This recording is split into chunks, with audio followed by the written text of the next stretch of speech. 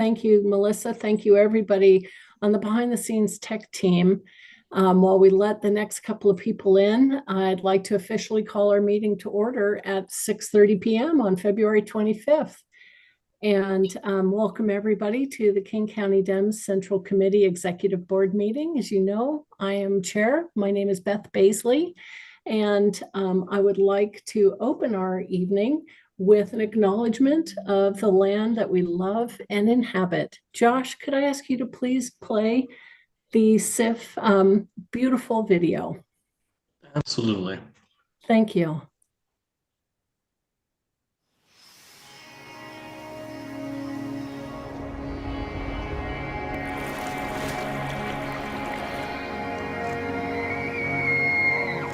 Hash Chesh Eskol. It is good we are together.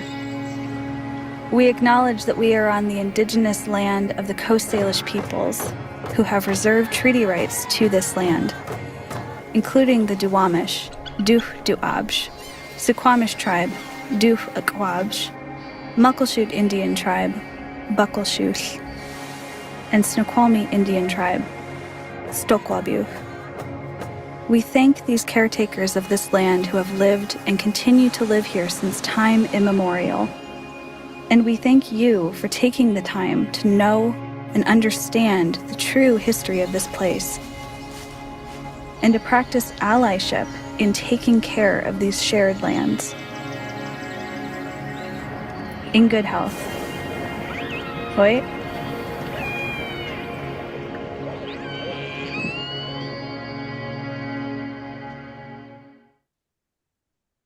Thank you, Josh, and thank you, everybody. I just love that video every time I see it. Before we begin the work of the meeting, I'd like to take an extra moment to acknowledge Black History Month. With gratitude, we must appreciate the generations of unrecognized, underpaid, if paid at all, labor that built our country. These were, in the beginning of our country, stolen lives that produced generational trauma, and they're still being mistreated throughout our society.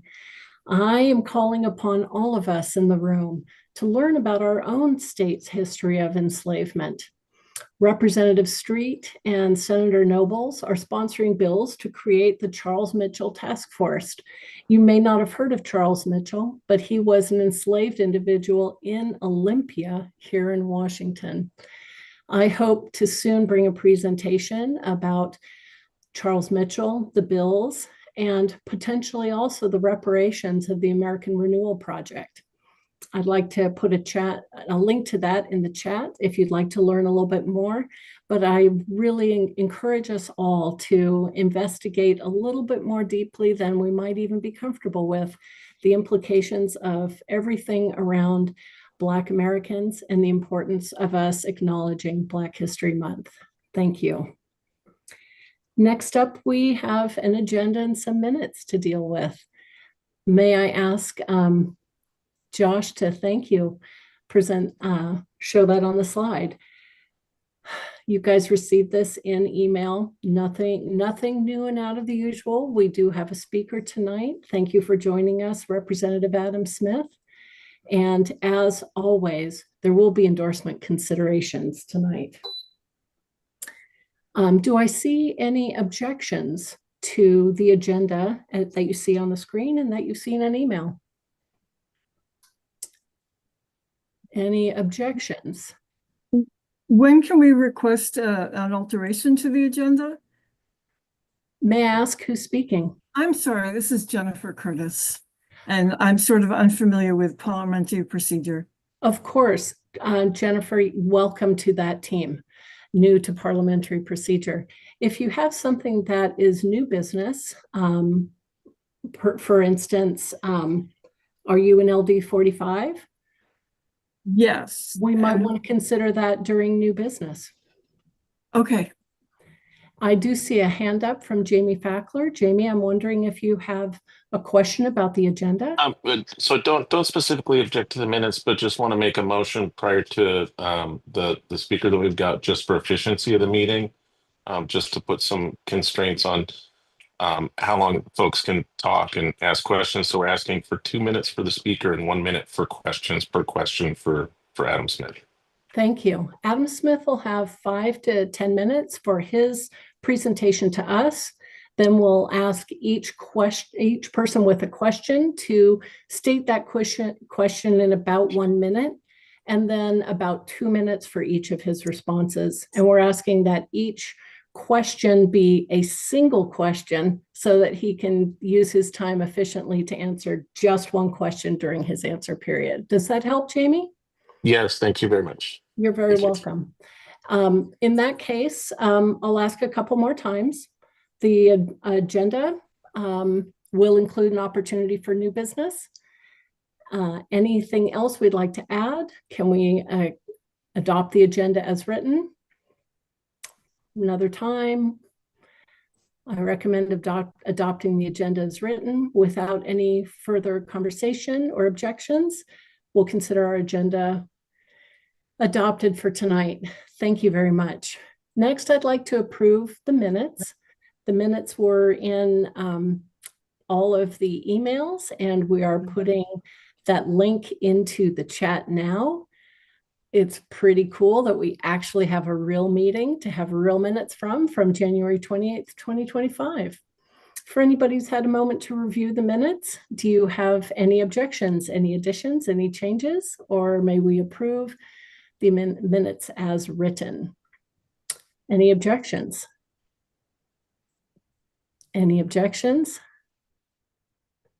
Any objections? Seeing none, we'll consider these minutes approved by acclamation. Thank you. Thank you very much, and thank you for being here. Thank you for committing again and again and again to elect Democrats up and down our ballot. This cycle, that means electing city council members, that means electing school board members, port commissioners, King County council members, a new King County executive, and a few state representatives and state senators to fill the seats that we appointed just last month. So we are hot in that cycle, and I'm very excited to work with all of you on that. A special shout out to the more than 24 Democrats who joined me for coffee at Espresso Vivace on Capitol Hill last Saturday. It was a phenomenal 2 hours of conversation and camaraderie. I really enjoyed it. And one more thank you before we move on to Bunny Hatcher from LD34, who's serving as our temporary secretary for the evening. So when you do speak up, if you could enunciate your name, it really helps our new secretary to follow along. Thank you. I'd like to start our meeting with our special guest speaker. We all know Representative Adam Smith. We endorsed him as a body and elected him just this last November. And we're very grateful to have you join us, where I understand in DC, you've just come off of a very long floor session. So we're very, very appreciative that at 9:40 at night, you're hopping into us fresh as a daisy, Seattleites and Western Washingtonians, to hear from you. About 5 to 10 minutes, please tell us what's going on. Thank you. Absolutely. Well, thank you, Beth. And I'm oddly kind of energetic these days, so no problem. There's certainly a lot to work on back here. And yes, the Republicans did manage to pass their budget resolution to cut taxes massively for the wealthy and devastate the Medicaid program, all while adding to the debt and the deficit. Look, I just have 4 messages that I want to deliver, and there's a whole bunch of issues going on, so I want to get to your questions. One, first of all, I was on MSNBC this morning. I was also on King 5 Sunday morning, and I put out a statement that sort of best exemplifies the message I'm driving. I'm not tech savvy, but I'm hoping that Josh Sanders, my campaign manager, could potentially know how to put that stuff in the chat or make it accessible to everybody. But number one message is, I think we have to be really strong and really clear that Donald Trump is attempting an autocratic fascist takeover of our country. All right. I think we need to state that plainly and clearly and go at it aggressively. Now, I am aware that a majority of the country doesn't agree with us on that point, and making that point aggressively will not be sufficient, but I think it's necessary. Number one, because it's accurate, and number two, because roughly 45% of the country does agree with us. And if we're going to be able to lead them, we have to let them know that we get it. I've been doing this for a very long time. I've had a lot of arguments with a lot of different people all across the spectrum. This is different. This is a level of destruction to our federal government and a level of empowerment in the hands of Musk and Trump that I've never seen before. It is undermining our democracy. Just before I got on the line here, I heard that the Seattle VA has just been forced to lay off a number of probationary employees, which basically people in their first 2 years, and also had their purchasing power frozen. So they can no longer purchase equipment, medications, and a variety of different things to serve their veterans. This is a five-alarm fire, and I believe we need to speak about it in those terms. Moderate, pragmatic, centrist triangulation will not meet this moment in any way, shape, manner, or form. And anyone who doubts that I'm delivering that message, I do it every day. And those are but 3 examples from the last 3 days, and we will continue to do that. Point number 2 is, in order to be successful in expanding that group and getting more support, not just the 45% who agrees with us on the fascist point, we have to address the single biggest issue this country faces, and that is the concentration of wealth and the lack of opportunity. I've been working with Nick Hanauer here in recent weeks, and some of the stuff he's put out, there's a whole bunch of stats on it, but Nick's got a great stat that says there's been roughly a $50 trillion transfer in wealth in the last 40 years from the working class to the top 1%. All right. And that has impacted everything. We have to speak clearly about how that goes. Okay. About what is happening with our economy in this country. And, a number of different things. One, also, we have to put concrete ideas out there. The minimum wage is an important concrete idea. And I was proud to be one of the first people to endorse the first $15 minimum wage in the country in the city I grew up in, the city of SeaTac, back in 2015. I also supported the Renton minimum wage initiative that came up. I think that's a powerful argument. Nick also talks about needing to expand access to overtime pay. Of course, the Build Back Better agenda was a critical part of this. And Democrats, myself included, supported a $3.6 trillion effort to claw back money from the high income earners and our pharmaceutical companies to pay for better access to education, healthcare, childcare, early childhood development, all of that. That needs to be our core economic message. I think we can't just bash on Trump. We have to have something to show the American people, this is what we're doing, this is why it makes a difference, and that's what I've led on.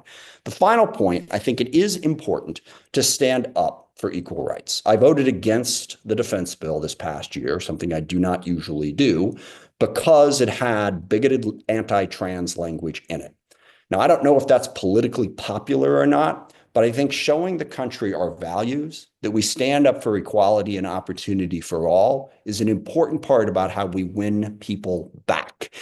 And it's also important to note that every fascist needs an enemy. And with Trump, he's picked immigrants and the trans community. And I think we need to point that out. And we need to be aggressive about pushing for those rights. And I've done it every year on the floor, protecting the diversity programs and protecting the trans community from the assaults at the Department of Defense. And I was able to be successful on all of it every year, except for this last year, that one piece. But that was enough to make me say, no, we're not going to go down this road. Point number 3 is where I start to get in trouble with people. And that is that I think we as Democrats need to look at the way we have governed and the way we have messaged and figure out how we can make it more inclusive, how we can look at some of the things we've said and done that have pushed people away unnecessarily. And I'll give you but one of many examples, which I'm happy to get into in a larger conversation. On the economic agenda, I just talked about how we need to broaden opportunity. And we need to make sure that people have access to healthcare and education and childcare and all of those things. But I also think it's appropriate to let Americans know we still believe in personal responsibility. We still believe in hard work. We think that that's part of it, but we have to give people the tools to be successful. Well, I've made this argument, and I've had on more than one occasion people come back at me and say that we shouldn't talk about personal responsibility. And I've been told that personal responsibility is a racist term. I don't agree with that, first of all. And second of all, if that is our position as Democrats, it's going to make it a heck of a lot harder to win in the swing states that we need to win in and the swing districts that we need to win in. You will win Pramilla's district. You will win my district. Okay. We have got to win in more places, and we have got to be more inclusive in our language and understand how we can bring more people in. I mean, my gosh, look at the map. Florida, Ohio, Iowa, Montana, North Dakota, South Dakota, Indiana. These are all states that as little as a decade ago, we won statewide in, that we now have not been competitive for 2 cycles. We've got to figure out how to expand our base. And I'm not going to be afraid to talk about that, to talk about the things that we should have done better as Democrats, to show people that we are listening and changing and adapting so that we can get to where we need to be. Fourth point is, as we're doing that aggressive messaging, we also have to be smart about it, okay? It is not always the case that the loudest, angriest argument from the person with their hair most on fire is the most effective argument. I mean, sometimes it is. Sometimes that's what we need. But let's not just look for the most extreme argument. Let's look for the one that's going to work. And again, I hope you will watch those videos. These are extended interviews in which I think I drove the point home from a truly left progressive perspective in a way that can be valuable. And also part of that effort, we have to get into the spaces that we have not been in. Too many people in this country are forming their political opinions, listening to news and information that Democrats just aren't present in. This is why I go on Fox News, okay? This is why I've been on One America News. It was not an enjoyable experience, but I did it, okay? I go on the Ari Hoffman show. I haven't been on, I'm spacing on the guy's name from Cairo. Anyway, I went to Brandy Cruz's show, okay? We need to get into those spaces and argue with them, not yield those spaces to them. And the last thing, well, there's one thing I'm going to close with, but last thing I'm going to say, I understand that there's some sort of resolution about me working with Christopher Rufo, which is just the most ridiculous thing I've ever heard. All right. I read his book and I had one 30-minute meeting with him in which I told him why I disagreed with him. And if you read the article where this comes up, that is all very plain and 100% clear. Tip of the hat to the woman who wrote that article, Emma, can't remember her last name, because she honestly gave my opinion on that. Okay. Now, to say that I've been working with Christopher Rufo to undo DEI is ridiculous. As I just said, I've been on the floor for the last 5 years, blocking all of the efforts to undo it. Now, when the DEI gets to the point where I will say, in arguing against the abolition of our criminal justice system, which I also think is a mistaken policy thing, I was once shut down by someone who said, well, you only feel that way because white people don't have to worry about getting arrested. I was like, interesting. I've got 2 brothers. I was adopted, but we are one family. And both of my brothers have been arrested. The older one, multiple times. I lost track of the number of times he's been bailed out of prison. I bailed him out of jail. My younger brother, it was a more entrepreneurial thing. He sold pot before it was legal to do so. We have to be smarter about that language and be more inclusive. All right. And I'm going to go see what their arguments are. And I think Rufo was quoted in the article as saying, well, I've worked with Democrats for years. I'm glad, that, some people are willing to admit it. He wasn't talking about me. I haven't worked with him. All right. So can we please put that nonsense aside? I mean, look at my record. Final thing on that point. We had 2 initiatives to try to bring back affirmative action. I was one of the only members of Congress in the state to endorse both of those initiatives. I worked with Jesse Weinberry, who was leading campaign for them, even though Jesse ran against me just a few years before. I didn't care. In fact, I spent thousands of dollars on a poll to help him build support so we could put it on the ballot again. All right, that's my record. So every time some Democrat says, hey, maybe we're not doing things right, we should do better, can we dispense with all of the attacks and the ridiculousness of how this proves that I'm a closet Trump supporter? I mean, I think my record is pretty clear at this point. I don't think we should have to have that conversation. So I will close where I started. We need to be passionate, relentless, consistent, and articulate, and call this what it is. This is an autocratic takeover of our government, and we need to broaden the support so we can stop it. And that's what I'm trying to do. And you will see I got about as much passion and energy on this as anyone. And that's what I've been doing. I thank you for your indulgence. I am happy to answer your questions. Thank you. Really appreciate it. We have 5 questions that came in via email prior to the meeting, and then we have some hands up.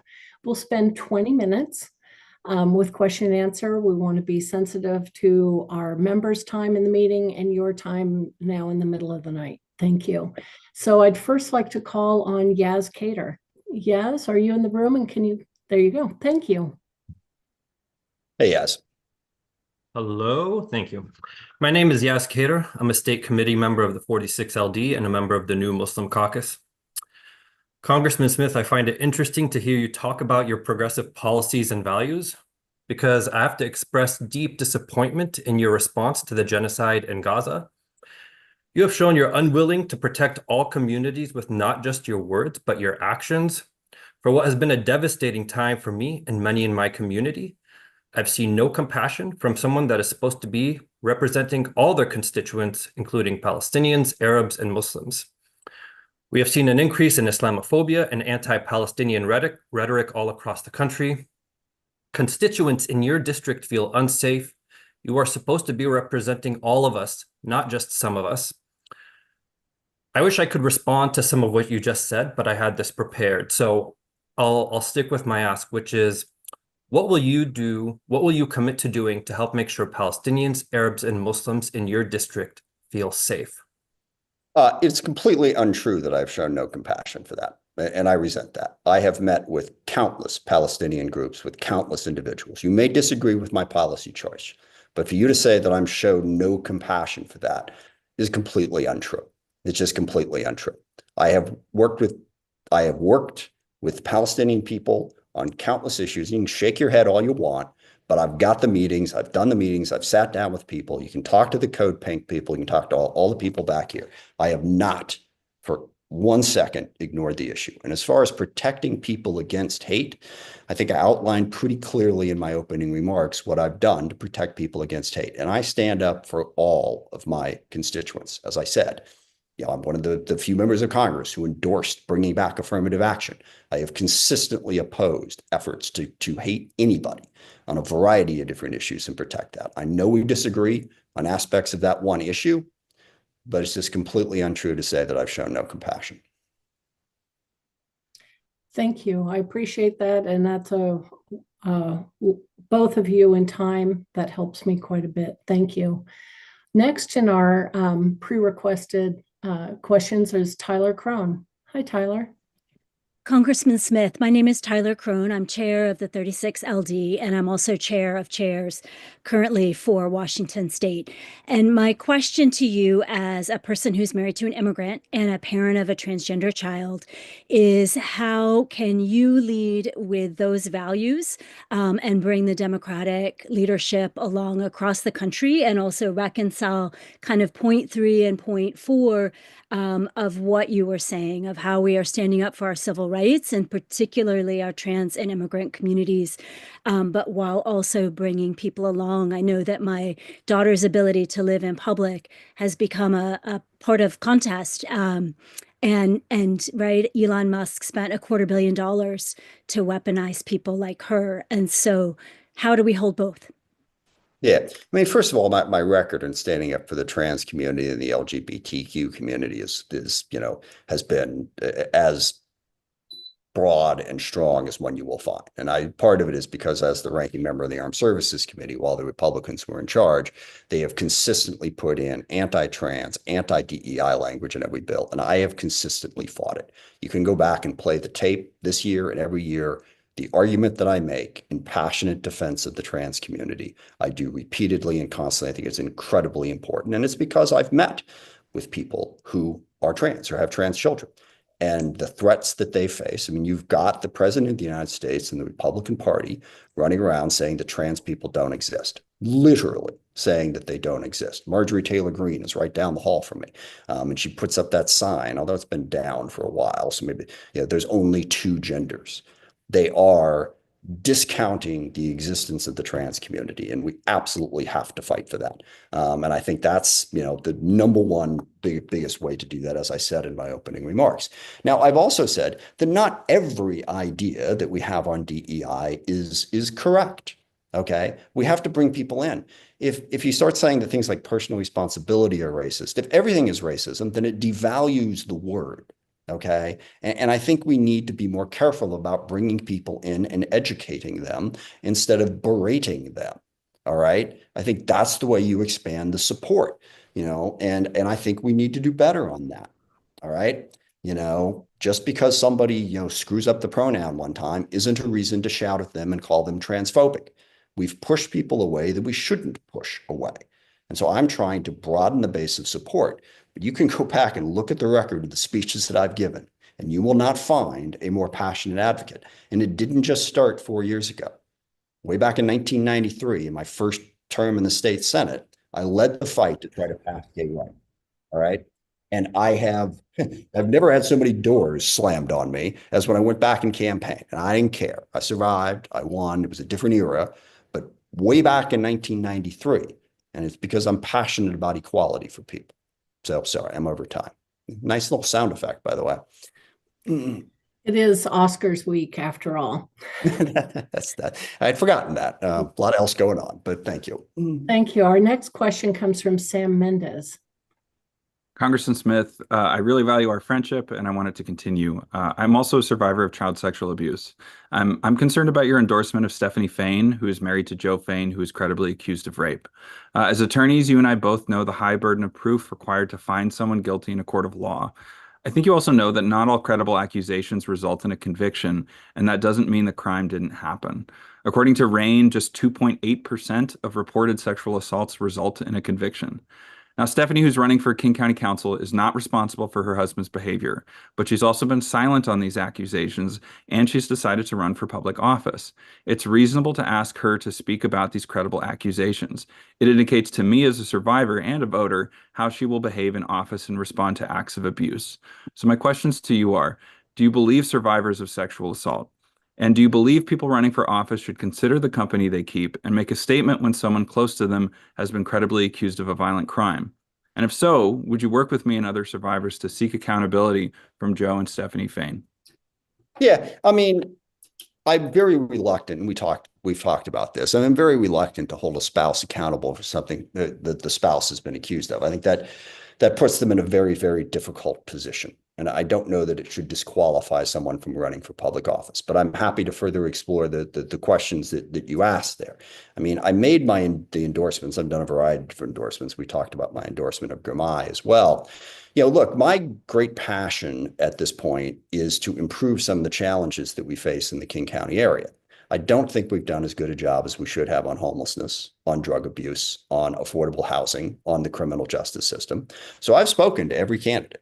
And I wondered where they're coming from. Some of it's past record, but a lot of it is where they're at now. I mean, we've tried a whole bunch of different ideas. They didn't all work, but where are we going? Stephanie, Grimai, a variety of other people have spoken about the need for change, and that's why I endorsed her. But I'm happy to further explore that issue and ask her about it. Thank you. I appreciate that quite a bit. Thank you very much.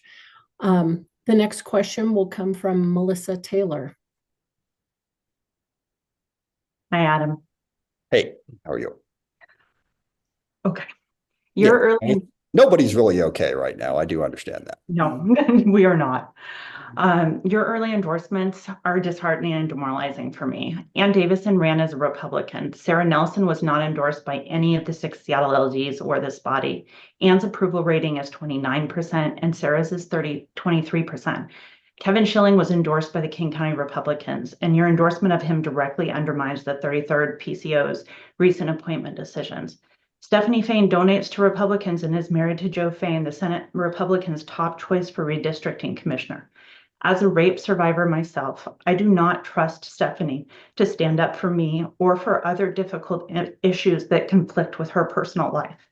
We do this work year in and year out of a love for this democracy and this party. We have endorsed you and supported your reelection, some of us for decades. When you early endorse before other people even get in, and you're endorsing Republicans and people we would never endorse, it is a slap in the face and it drives volunteers away. What duty of care and consideration do you feel you have to understand our perspectives and support our work by engaging us before you endorse? And will you commit to stop endorsing Republicans? Yeah, first of all, I don't agree that the people you just described are Republicans. Stephanie Fain's not a Republican. Kevin Schilling's not a Republican. Neither one of them are Republicans. They're both Democrats. Okay, you want to disagree with me endorsing a Democrat you don't like, that's fine. Ann Davidson was a Democrat, was a Republican, and now she's independent. Okay, so why do we call people something that they're not? And I think this is part of the problem that we as Democrats have. Okay, We just lost an election to Donald Trump. We need more people. Okay. We need a bigger tent if we're going to be successful. And I'm happy to, and I oppose a wide range of Republicans. Kevin Schilling and Stephanie Fain are not Republicans. Ann Davidson isn't a Republican at this point. Okay. I mean, we can talk about the issues, talk about what they support, what they do, what they don't support. And by the way, and Sam Mendez knows this better than anyone, the King County County Council did not pick who the 33rd district picked. Okay. They picked Sam and they didn't pick him. So I hear you, and what I'd like to have, and I've had discussions with a variety of different people about the substantive issues of concern. And look, I am not an abolitionist on criminal justice, okay? And I know there's probably a lot of people on this call who are, and I'm happy to have that conversation about why I'm not an abolitionist, okay? But Ann Davidson, believed in enforcing the law.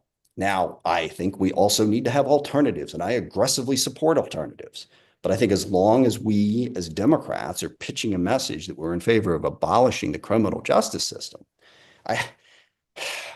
it's going to make the job I'm trying to do back here a heck of a lot more difficult. So those are the substantive issues that I'm looking at. And I spoke with all of the candidates in all of these races and asked them all of these questions before we had this conversation. No, I didn't speak. I spoke to some people. I didn't speak to everybody on the county council, on the King County Democrats, but I spoke to the candidates.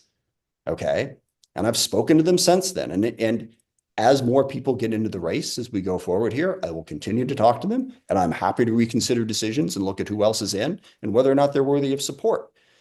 But if we keep saying that, if you're not in favor of everything on the Democratic side of the ledger, you're a Republican.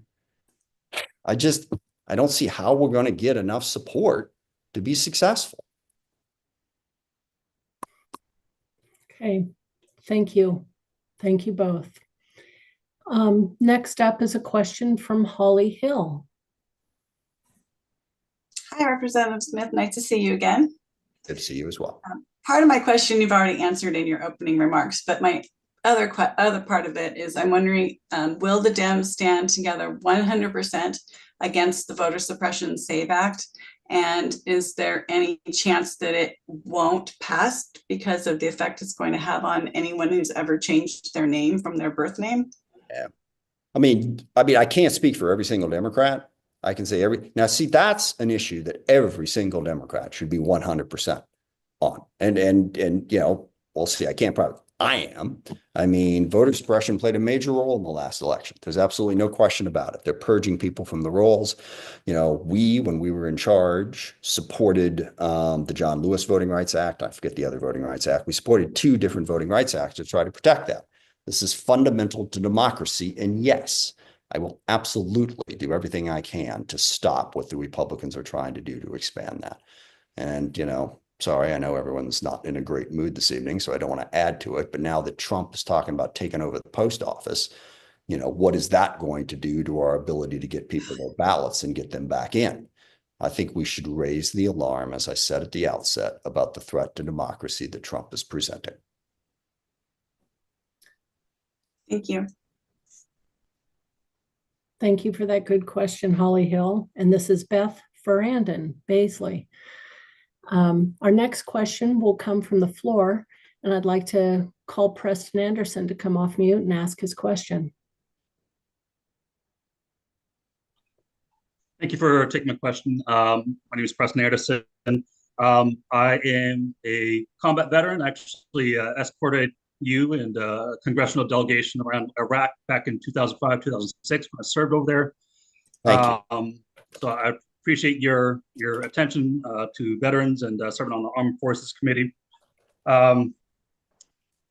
And I guess I'll get this part of the way. Appreciate your stance on advocating for common sense issues for Democrats to take up.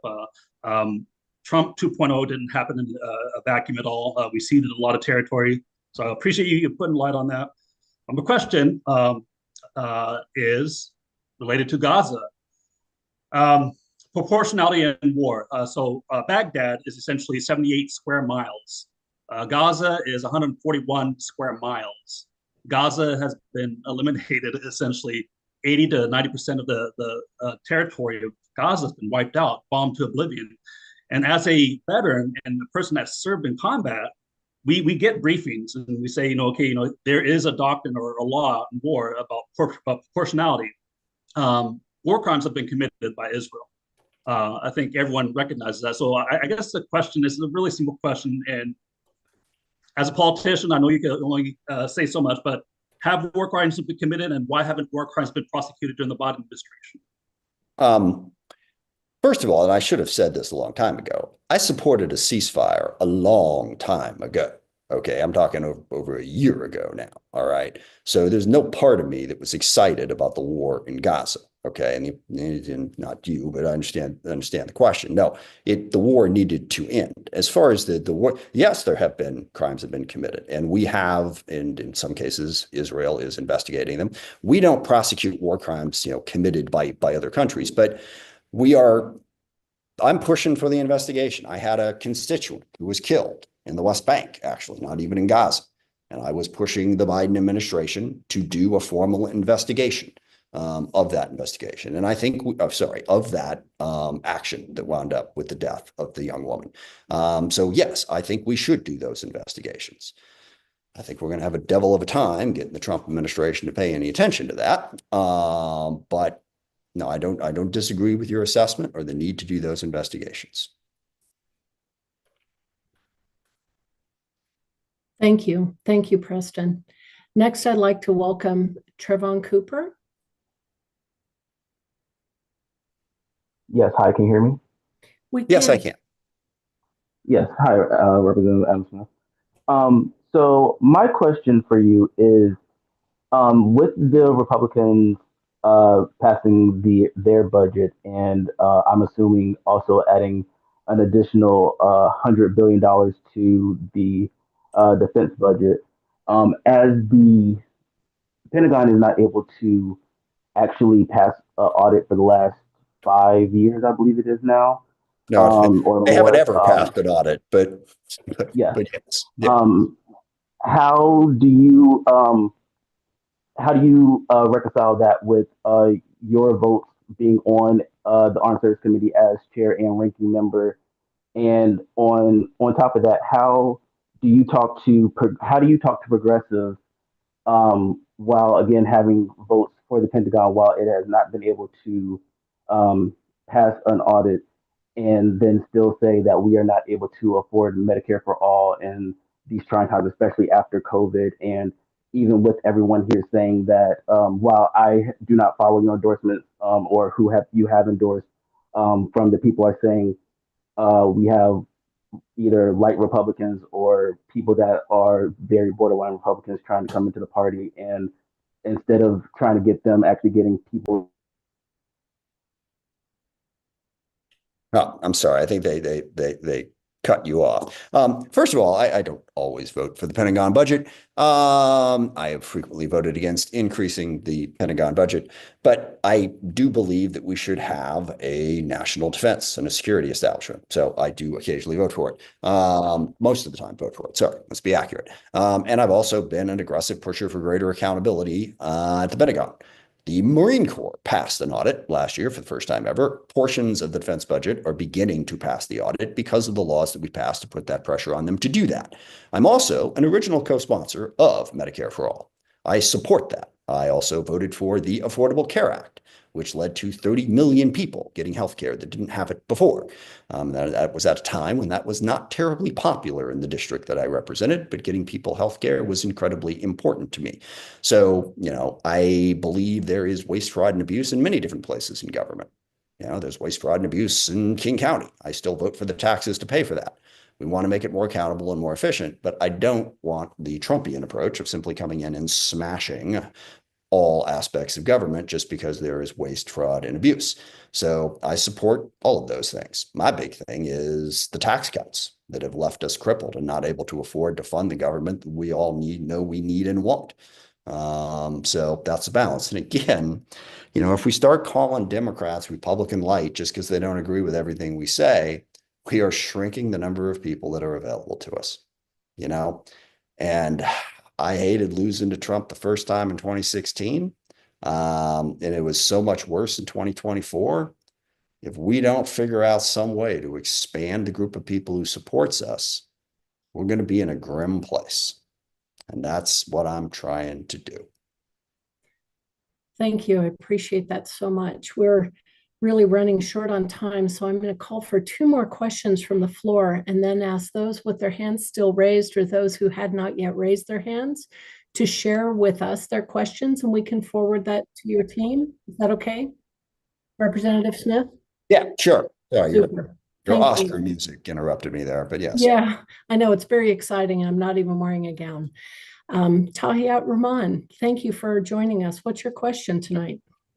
Yeah. Hey, my name's Tyron. I'm a member of LD37 and also a proud member of UAW.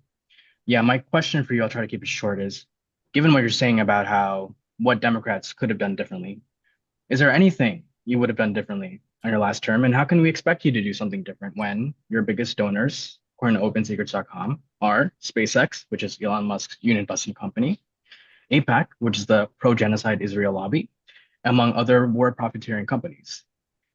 Are you going to be accountable to Elon Musk and other billionaires and other war puppeteers, or are you going to be accountable to us? And how can we expect you to be?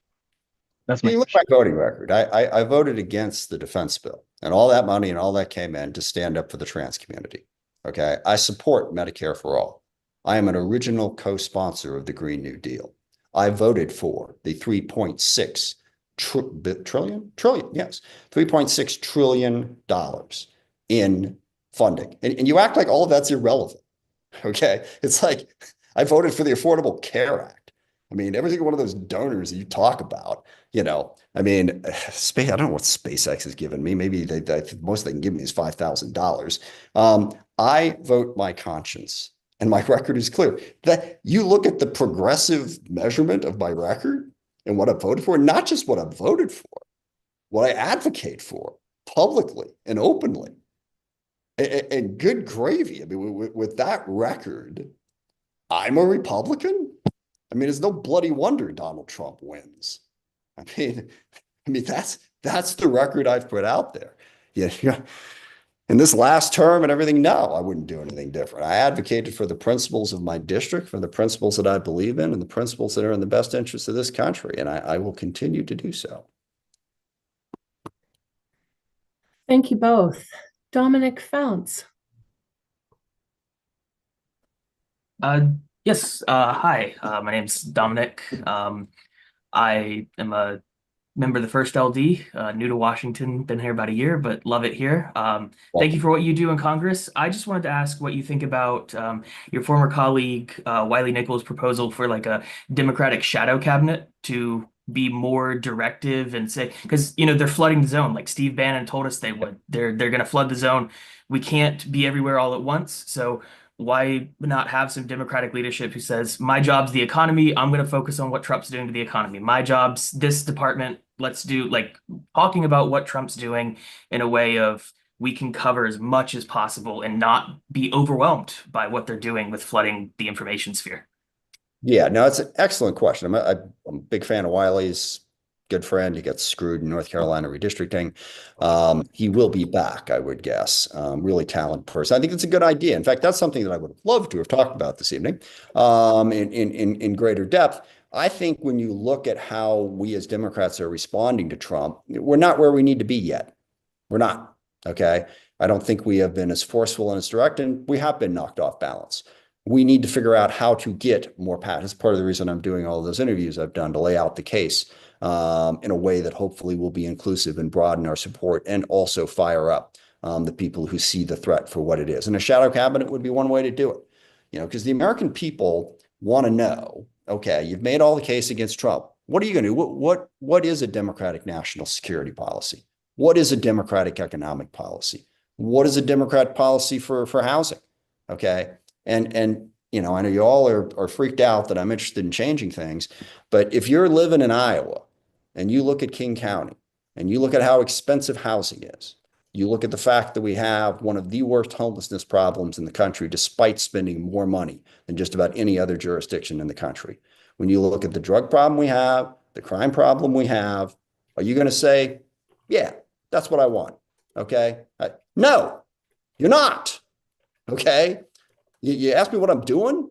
I want to make it better. Okay. I've spent, I grew up, spent my time in South King County, grew up in SeaTac. I've now, grocery stores that I went to throughout my life. I go to South King County, people say, I don't feel safe going there. Okay. And what are we doing about it? All right. I talk to people, they can't find a house that they can buy, and we can't build the housing supply. It takes us forever to do that.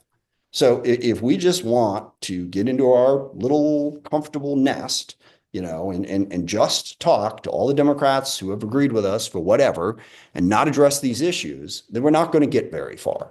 All right. We're just not. And I personally look at what Donald Trump is doing as an absolute aberration, and I want to do everything in my power to stop it, to show people there's a democratic governance structure that can do a better job and to make a different choice. And when Wiley starts talking about, you're doing a shadow cabinet so we can talk about that, that's fine. Of course, one of the things I worry about is if we had that shadow cabinet, we would just be yelling at each other, and we'd wind up and people would go, is that really what we want? Okay. We have to show that we can lead in this country. Okay. Not just in those areas where everybody agrees with us on everything, but in parts of the country that are a little bit more skeptical about that. All right. And, if you look at my record and the voting record that I have on all these progressive issues that I keep laying out, if we can't agree to have that type of conversation to expand the base, man, it is going to be a really, really rough couple of years and maybe even a couple of decades. So I will close where I started. I think we need to mount an aggressive, capable, thoughtful campaign against Trump's autocratic takeover of this country. I think part of doing that is to show that we've got something to offer instead. I'm going to do both. Thank you, Representative Smith. We really appreciate it. We truly appreciate your time after a very, very, very long and trying day that you were willing to come and join us. We have two questions that are not going to come to the floor, but I'd welcome Charlotte and Andrew to both come on screen so you can see their beautiful faces. And then when you get questions in writing. Josh is my campaign manager on here. You all know where to find me. Got a question, reach out, ask me. I'm happy to have the conversation. Great. We love it. Thank you very much. I appreciate that. And I appreciate Josh working with us so closely to make this happen. Thank you for joining us. Not a problem. Have a good evening. Thank you. Good night. Okay. That was a lot. Thank you, guys. Thank you for treating those very challenging conversations with respect, even though it wasn't fun. It wasn't the interesting, exciting, uplifting part of politics, but it was the super important part of meeting of minds and sharing of differing opinions. We are a big tent, and I feel like we just got a little bit bigger. So now I'd like to move back to our slide deck. Josh, if you don't mind, because we'll be calling for committee reports. And in fact, Josh, you are the first one up. So sorry, I have my hand up. It wasn't for question.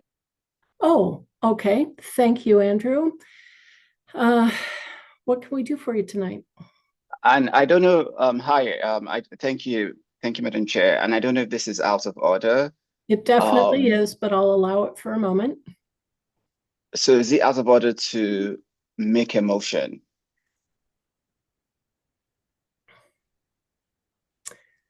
What is your motion regarding? Is it something that can be considered in new business? I don't think so. Is our parliamentarian available to help me with this?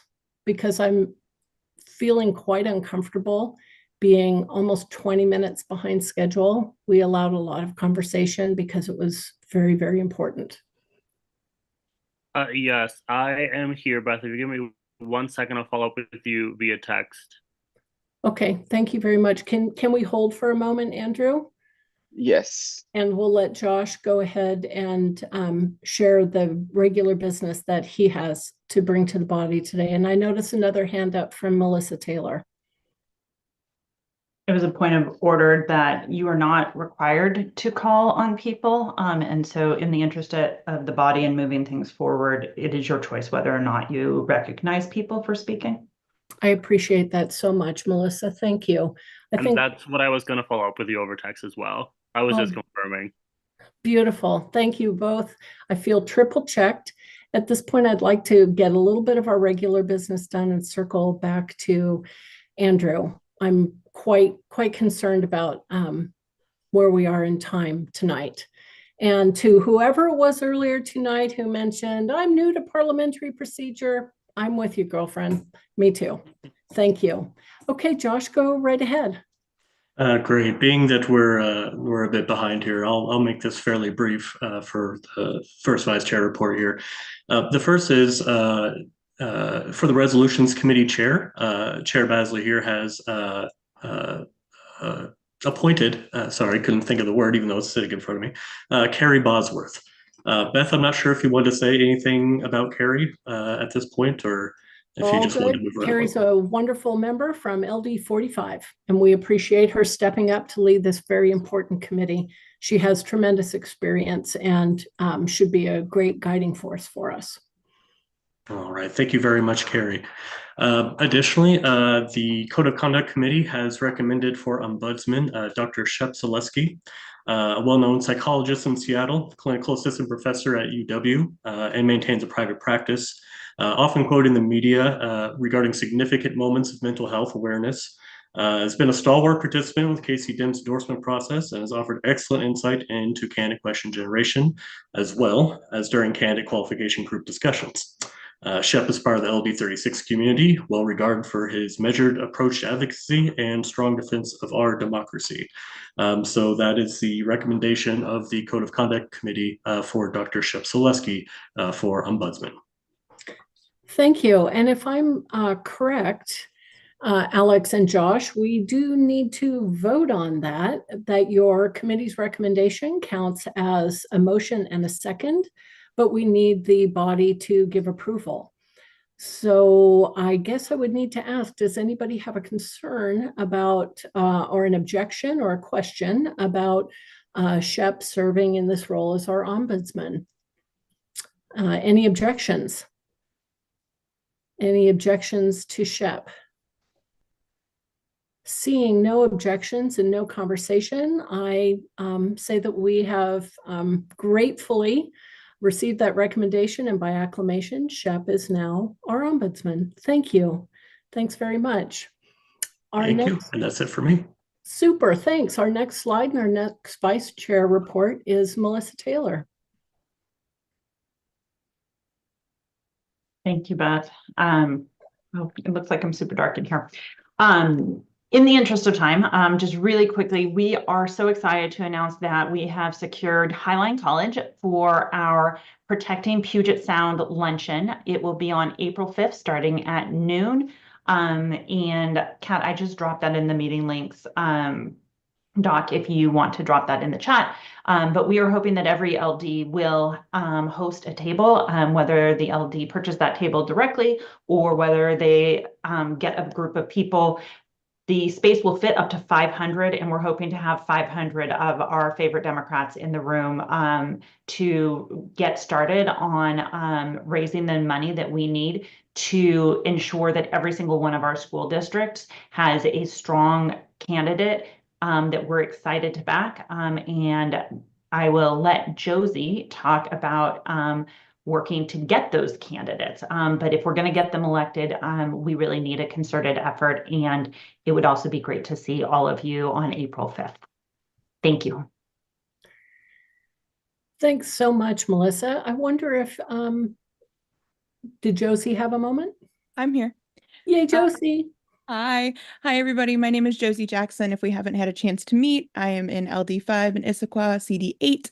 I am going to be organizing the power teams for us. So the goal there is that every school district has a team of volunteers that are on the ground, going to school district meetings, being active in the community, and making sure that we have firsthand knowledge of what is going on with each of our school boards and what seats are going to need to be filled and contested so that there are not any seats falling through the cracks or anything we are unaware of.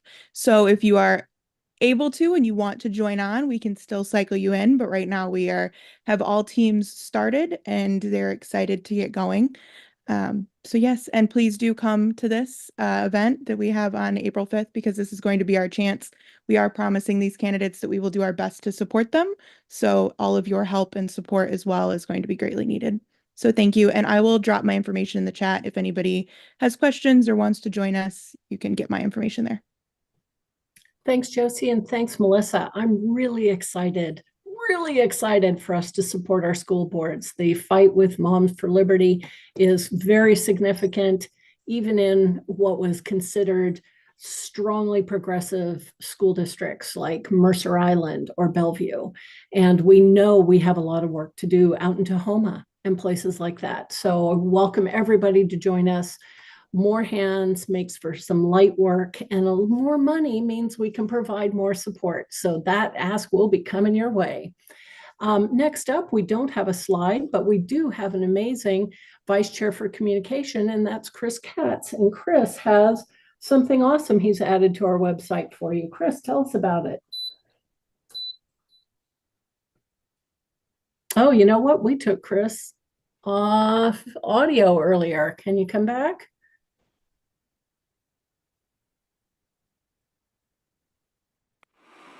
Better? Worse? No? We got you. We got you. Go for There it. we go. Hi. After much technical wrangling back and forth, we finally have a public calendar up and running. Available on our website, kcdems.org. If you look at the top, there is a link to the calendar that will Point allow of you personal to- privilege. I can't hear Chris. Oh. His microphone is too quiet. Sorry for interrupting. Thank you for using the appropriate parliamentary phrasing. I appreciate you for that. Lean in, Chris. Yeah, we'll have to do this. I don't know what is going wrong with my setup this evening. Unfortunately, it decided to go wrong right before the meeting began, so here we are. We have a calendar now set up on the kcdems.org website. It's linked along the top. It is a public calendar that is reflective of everything that is on the KC Dems All Basecamp. It is automatically imported from the from Basecamp straight to that calendar.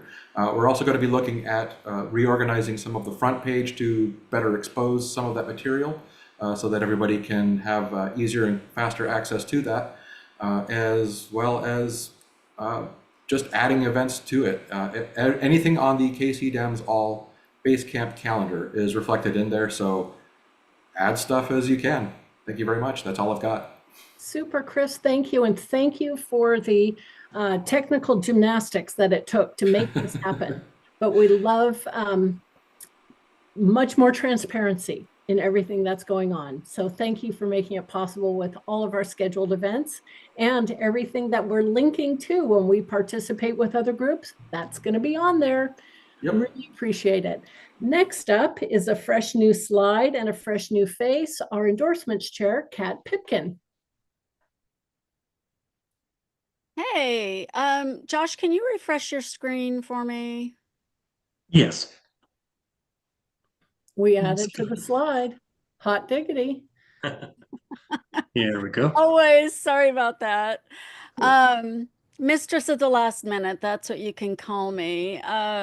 So I've got 4 links I'm dropping into chat for everybody. Basically, everything I'm about to say is in the report.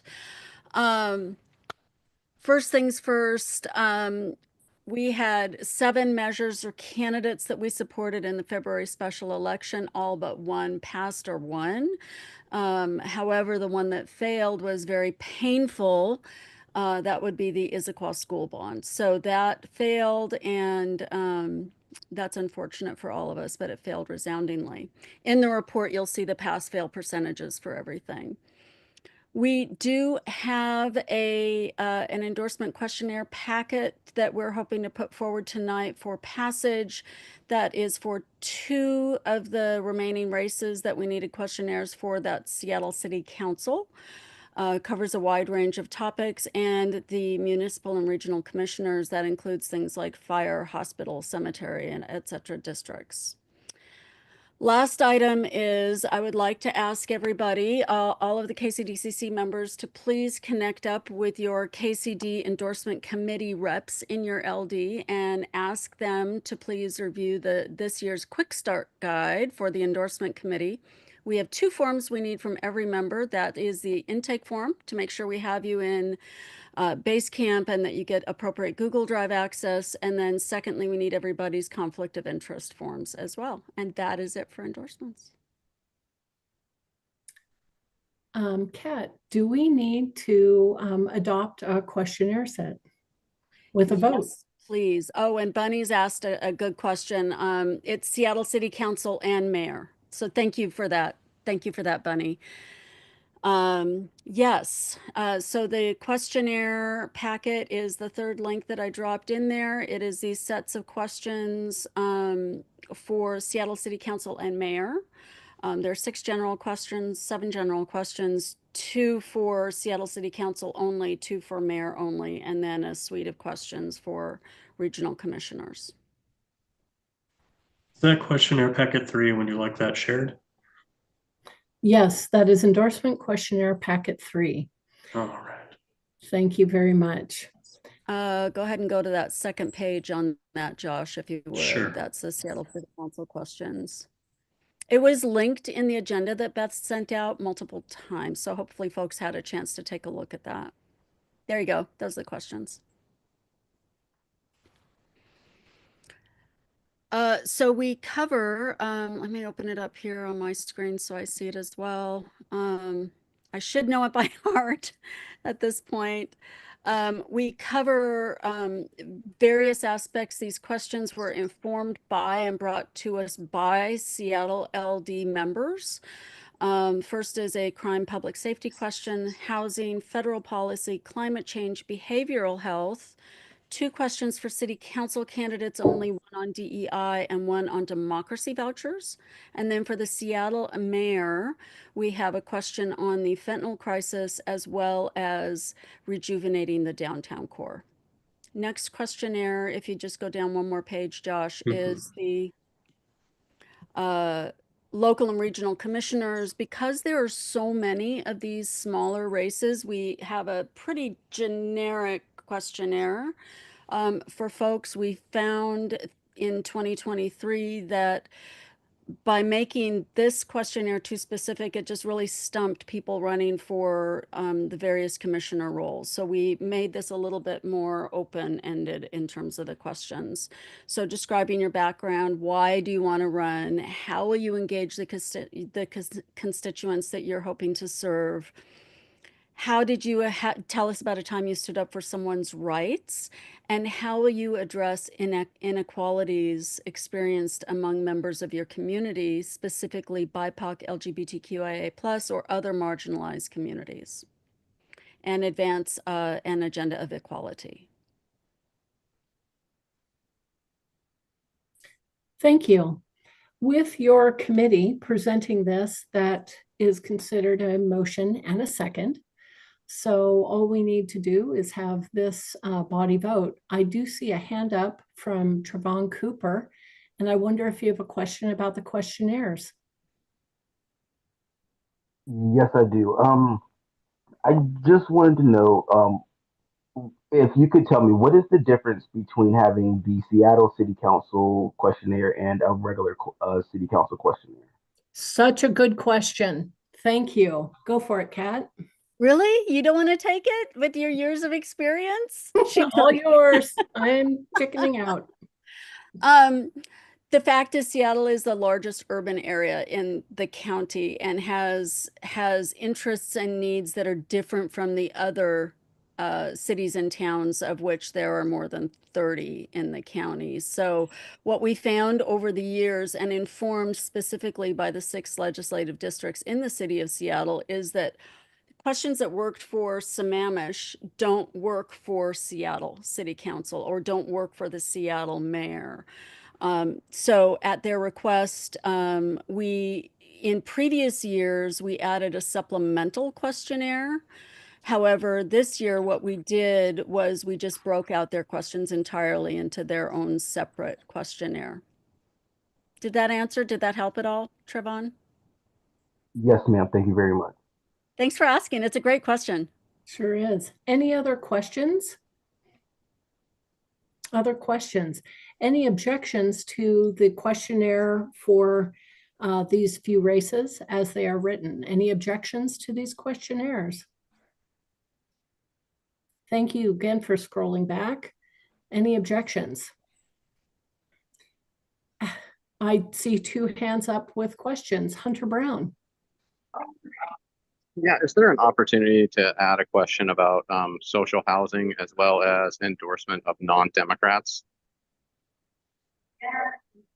So non-Democrats cannot be endorsed because by state statute, the number one question that every candidate must answer is affirming that they are a Democrat. Further, we do additional research on candidates that we have anything other than 100% confidence in their supporting our democratic values. Just a point of clarification, I meant the candidates' past support of non-Democrats. We do. That is actually, Hunter, if you scroll to the very tippy top of the document, Josh, there are the common questions. And one of those common questions is, have you ever been a member of another political party? In the past, we have asked if you've ever supported other candidates, but we can look at PDC filings for contributions. For example, we can look at their vote builder. So we haven't asked that as a questionnaire question. If it's, what I would say is if there's somebody that we have that question of and we're interviewing them, that we would ask them that question during the interview because it allows us to get a greater degree of nuance in terms of the back and forth that question might engender. And on social housing, this is the packet that's before the body tonight, and we asked LDs to send people to the questionnaire generating sessions, and we received all of that good feedback. We do still have an opportunity to ask additional questions because we have yet to finalize the interview questions. And those will be consistent from candidate to candidate in similar role. Those questions do not come before this body, but we'd be delighted to take that under advisement for an interview question. We'd also love to have several members of all of the Seattle LDs participate in that question generation. Once interviews begin, we won't be adjusting those verbal questions because they will need to stay consistent from one candidate to the next. Does that help a little bit, Hunter? Yeah, I'm just aware of a city council candidate that has endorsed a Republican in the past. So I wanted to make sure that that was captured, and when they're up for consideration, that is on record. We appreciate that. Hunter, yeah, let us know, would you, in the candidate research area of Basecamp so that we capture that and document it? It's absolutely a part of the, what we have a conversation about, for sure. For sure. Thank you. Eloise Ernest, you have a question for us today. Yes, hi, thank you. My question or comment is about that same point, the question 2 in the common questions. And I brought this up last meeting, though I think it may have just been in writing. I know that we have to ask, are you a Democrat? And my suggestion previously was that when we're asking, have you ever been a member of another political party, we find a way to make it clear to potential candidates, that is not necessarily a disqualifying question. If they are or have yes, been. Actually, Thank you, thank you, thank you. We did add that as an explanatory note on the questionnaire itself. It's Oh, a wonderful. yeah. Thank you. I'm sorry. I should have added it to this and I neglected to do that. We did actually. Thank you so much for that suggestion. We added, you know how when you make a Google form, you can have the question and a description. That's where that is on I this. really appreciate you adding that. Thank you. Yeah, thank you so much for the input and thank you for letting everybody else know that you provided us that. Appreciate it so much. Judy, do you have a quick question for us tonight? Yeah, the last question may have partially answered it, but if they've ever supported anybody other than a Democrat, I'm assuming that that wouldn't necessarily be a disqualifying. One of the things is that some of the parties that are to the left of the Democratic Party, like the Green Party and the Progressive Party, which Progressive Party is the party of Bernie Sanders, and have they supported those? And do we also make it clear that if they answer yes, that's not necessarily a disqualifying answer either? Thank you, Judy. We appreciate that. Thank you. Yeah, I'm asking, does that answered the same way? They have to say they are a member of the Democratic Party. I understand, but if in the past, say if they've been a member of the Democratic Party and the Green Party, or the Democratic Party and the Progressive Party at the same time, they're applying to the Democratic Party for an endorsement. So that needs to be the thing that they are leading with. And we'll certainly handle each of those cases in a one-by-one fashion with great care. Okay, that's what I'm asking. Yeah, obviously they have to be a member of the Democratic Party. Yeah, obviously. Thanks, Judy. Zaid, do you have a question? Hey, yes, thank you. Kind of on the same note. First off, thanks for setting this up, Kat. I think the whole thing looks great. My one question is really when we talk about support for other parties, are we talking about endorsements? Are we talking about contributing money to other campaigns, or are we talking about literally voting for another candidate? And if so, does it matter what that candidate voted for? Like if they voted for a presidential candidate of a different party, that's a very different thing than voting for somebody at like a local level or something. So curious if that's something we can and should ask or not, or should we not ask about voting versus supporting or being a member of these other parties? Well, votes are secret. So we don't know and we don't ask what a person's voting history is. What we can get is clues to voting likelihoods by looking at their vote builder, where we can see, for example, if they voted in a presidential primary, which is a partisan race. It's run by and for the parties. So you can see if they voted in the Republican primary or in the Democratic primary. That's one of the only partisan voting cues you can get. Got it. Okay. So technically that doesn't need to be in the questionnaire. That's something we find out through. No, yeah, exactly. We try not to ask things that we can look up really simply. Makes sense. Because we can look up someone's PDC filings and who they donated to. Cool. Awesome. Thanks. Thanks, Saeed. Hi, Alex. Thanks for waiting. Of course, and I'm so sorry for asking the question. I know we are behind on time, but could we scroll to page 2, please? I have a quick question about the DEI question. So I wanted to know regarding this question, what is the intention behind it? Are we trying to get like value statements from the candidates, or are we trying to capture more like execution and what they want to do?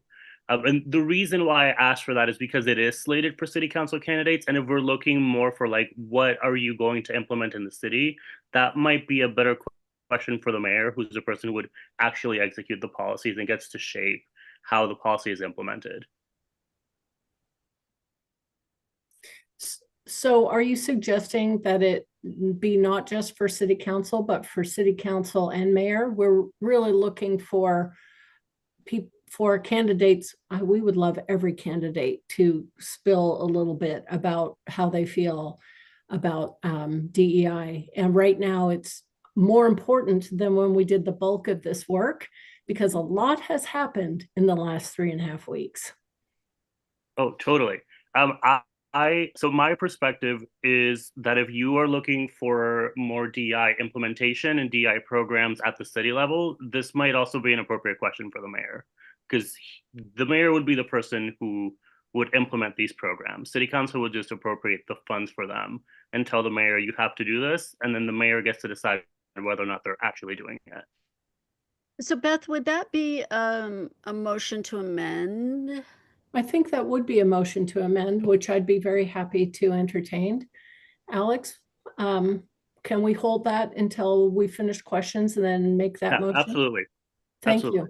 Thank you for remembering that. And just to, Alex, just to why the question is vague is because how someone chooses to respond to an open-ended question is really telling about where their priorities lie. So we allow them to tell us what where their priorities lie in these questions. It's part of why we ask them in a really neutral way. So we're not leading them down a specific path. We let them tell us what their priorities are. Oh, totally. That makes sense. I just wanted to know more of like what our intention was with the question. If it was like, do we want to hear your value statement or do we want to hear plans? And Yeah, that's a really really where that was point. coming from. 100%. Thank you. Hunter, our last question, it looks like so far. What's your question on the questionnaire? Yeah, I was just wondering how you would disseminate the information before potentially making a motion to amend. Like with regards to whether or not a candidate has ever endorsed, campaigned for, or contributed to a non-Democrat against a Democrat. That would be something that our research team or other helpful individuals like yourself would contribute to the packet, to the dossier, to use a very fancy word. And that is shared with all of the members of King County Democrats Endorsement Committee. And we've asked for, other than the leaders, to have a lead and 3 alternates from every LD who have full access to all that research and all that information. We appreciate them participating in each of the meetings. So your LD would have access to that. You as chair are also invited to share all of that, as is every other chair in the county. So there are many avenues to access to that information. Hey, Josh, do you want to just pull down your sharing real quick?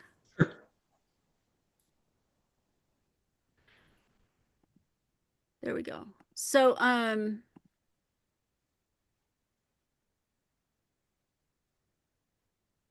which screen am I sharing? Am I sharing the right screen? No. You're on the city council and mayor screen. Oh, it was the right screen. Okay, just want to make sure. While you're pulling that up, Hunter, did that answer the question for access on understanding that research? Yeah, so essentially everybody that's in this meeting and can vote will have access to that in the end. Is that correct? Everybody who's a participant, that there is an opportunity for at least 5 people from each LD to have direct access to all that information, which is why we've requested chair, a primary participant, and 3 alternates. And we include them in all of that data, and they can bring that to all of your committees and to everybody here. So it's a slightly different group than the group that's participating today. Hi, Jamie. Okay, so the people that would be voting on endorsements later on in a meeting wouldn't necessarily have that information, correct? So what happens next is that we ask candidates to complete the written questionnaire that you're seeing examples of, and you saw examples of last month. And just as a note, this is multiple months earlier than has been seen before. So we're very pleased to have the conversation and to be doing it early and not in a rush. Once those candidates have completed and submitted the questionnaire and it's been vetted by the committee, it goes into a bank of completed candidate questionnaires that's available to all the LDs. So even me sitting out here on the east side could read the Seattle City Council candidate questionnaires. Everything is available, that's not metered. Then candidates are asked for interviews unless they're single jurisdiction to a single LD. Those interviews, we welcome attendance by all of the endorsement volunteers from each LD to attend every interview. Then the KCD endorsement committee has conversations. We do a little ranked choice voting exercise to see if it's really clear or not clear who we thought we would want to endorse. Then the committee makes a recommendation. The recommendation comes out of the King County Dems endorsement committee that contains 5 or 6 members from every LD, and it comes as a recommendation to this body, the King County Dems Central Committee Executive Board. And then this executive board actually makes the final decision on endorsement. Clear as mud? Yeah. Thank you. Yeah, so you actually, so all the members, all up to 5 members from your LD, Hunter, who serve on the committee, all can take an active part in that. All of your LD's elections committee members, if they want to attend or participate in any way in helping to format or helping to develop the interview questions, are also welcome, welcome and welcomed. Welcome and welcome. We have one more hand up from Jamie Fackler. Hi, Jamie. Yeah, hey, so I'm on the endorsement committee, but I know we had, if I recollect, there was one meeting. Have there been other meetings this month? I know we had one in like election night, I think special election night Tuesday a couple weeks ago. Has there been other stuff that I Yes, missed? on Mondays on Mondays, basically since fall, we had a number of all committee meetings to do some question development. People like Bunny led certain topic areas where they did their development. And then on these, we did them in a series of daytime meetings that were on the Basecamp calendar, and invited everybody that way. Okay, so okay, I guess I'm just kind of struggling to see where it is in Basecamp. I guess I'm kind of struggling to see where to plug in, and so maybe You know, yeah, what, maybe let's you and I connect up. Thank you. Yep. And we can help you understand how Basecamp works. It's actually an amazing tool, but it can be complicated and a little bit confusing at first. Fair enough. Yeah, no, thanks. Appreciate that. Thank you. So, Beth, I don't know how we handle an amendment on the floor like this, a suggestion on the floor. Well, since the suggestion is coming from our parliamentarian, I think it would be great to, and he's got his hand raised, for Alex to help us. So my understanding is that it would require for me to make an official motion, and it would require a second, and then we would likely have probably speeches for or against, and then a vote from the floor is generally the procedural way this would work. And anyone can back me up if I'm getting something wrong with regard specifically to King County, but that's how we handle it in the 36.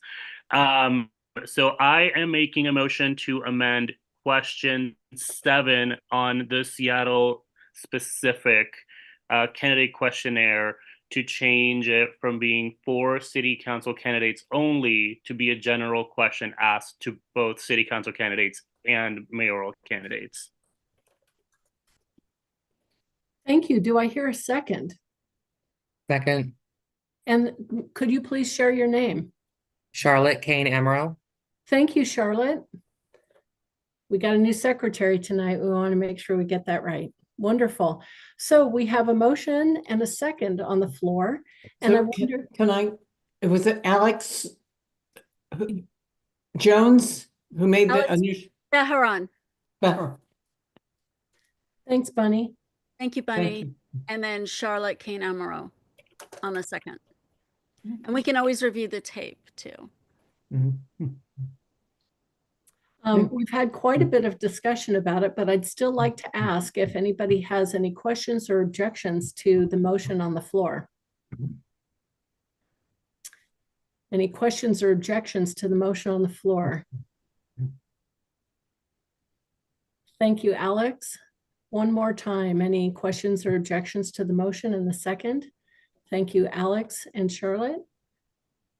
In that case, with no concerns about that, we'll go ahead and accept that suggestion by acclamation. Thank you very much. And Kat, thank you for entertaining such a good, robust discussion.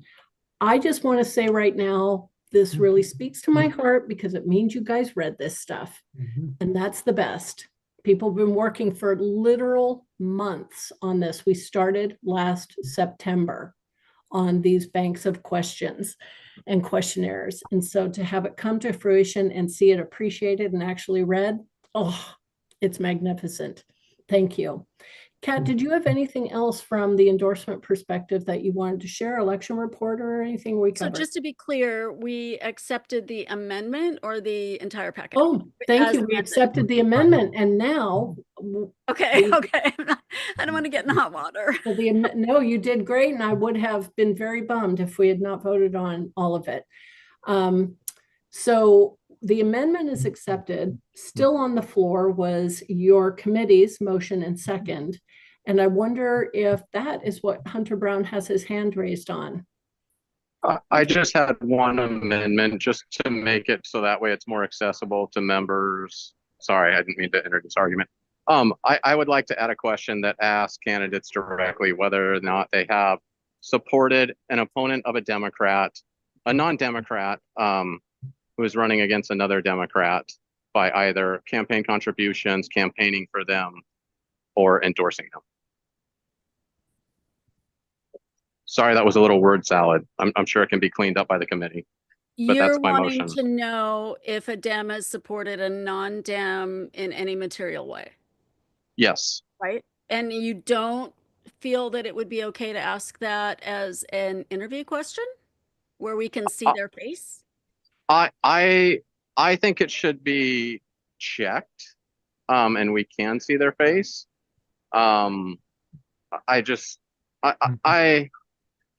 So maybe the proper motion would be for me to move to share the committee's research findings with the membership. Did you say does that make sense? To share it or to share it?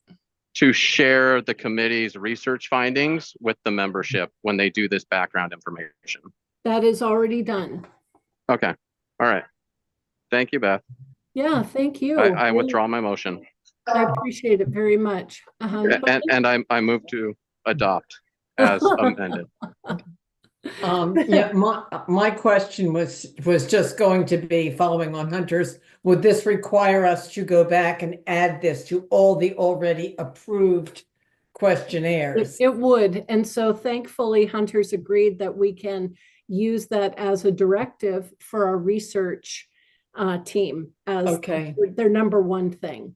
So then Hunter has made a motion that we. Nope, no motion. Nope, no motion. Oh, okay. I thought he then made a motion that we should just accept what we've got. Okay. Yep. Oh, no, he said, yes, we can go back to where we were. Thank you for waiting, Tara. Do you have a question for us? Oh, maybe not. Sorry, sorry, slow unmuting. Just to follow up what Hunter was asking, you said that the information would be shared with the committee. Is that shared with the endorsement committee or is that shared with the executive board? That's shared with the endorsement committee so that every LD has access to it through their chair, through their primary representative from the LD to the King County Dems endorsement committee, and through all of their alternates. Your election committees also have access to that research, Tara. So it's in my LD, it's an endorsement committee. I think in yours, it's an elections committee. So it's a pretty broad brushstroke of people who have direct access to the information. Okay, thank you. Does that Thanks, answer Tara. did that solve what you were looking for? That answers the question. Okay. Okay. I mean, someone in your household actually usually serves on the committee, so I kind of think you probably have access. Well, it's not about me personally, it's about Okay. informed, having information when voting on the endorsements. Right. It's a lot. This is a lot of information. And I feel very heartened that there will be this much interest in each of the candidates in each of the races. And hopefully on the front end of that, encouraging and sharing with us people who might be willing to run for some of these races that are hard seats to fill. Hard seats to fill. Well, super. It feels like I'll ask 3 more times if we have another question or concern or an amendment or any objection to the bank of questionnaires as amended by by Alex and the vote of this body. Anything more to add? Any concerns? Anything else? Great, then by acclamation with this, oh, hold on, let's see what's going on there. We're good. By acclamation then with the amendment as approved by the body, Kat, your committee can go forward and publish these questionnaires for our candidates. That's fabulous. Thank you. Thank you. Beth, I'll just note that the same document that people had access to in the agenda and in the meeting folder will now have the amended final as adopted questionnaires. Great. Make sure that link stays the same. Thank you. Oh, so important. So important. Thank you very much. Next, and we do actually have a slide for this. Next up is our PCO chair, Amy Hamrick. Amy, tell us what's going on in PCO land. Thanks, Beth. Just a few things to make your PCO chairs and your PCOs aware of. The Washington State Party has been doing a Democrat University training, and one of the topics that they have provided training on is Vote Builder. So the link will be in the chat, but that is a great training that definitely your PCO chair and perhaps even as PCOs you'll want to take a look at. We are also going to be updating the King County PCO website to include training videos that have been done by our own Chirag. And I don't know if we have an ETA on that, but hopefully in the next couple of weeks, we'll have those videos up on our website as well. And the last point is that we, Chair Beth and I are going to be doing a meeting for all of the PCOs around the county every Thursday evening following this executive board meeting to make sure that all the PCOs are up to date on what's happening around the county, any actions that they can take part in, just a kind of general informational session to keep everybody up to date. We'll put the registration link in the chat, but that will be every Thursday following the Tuesday executive board meeting at 7 p.m. And that's it for this month.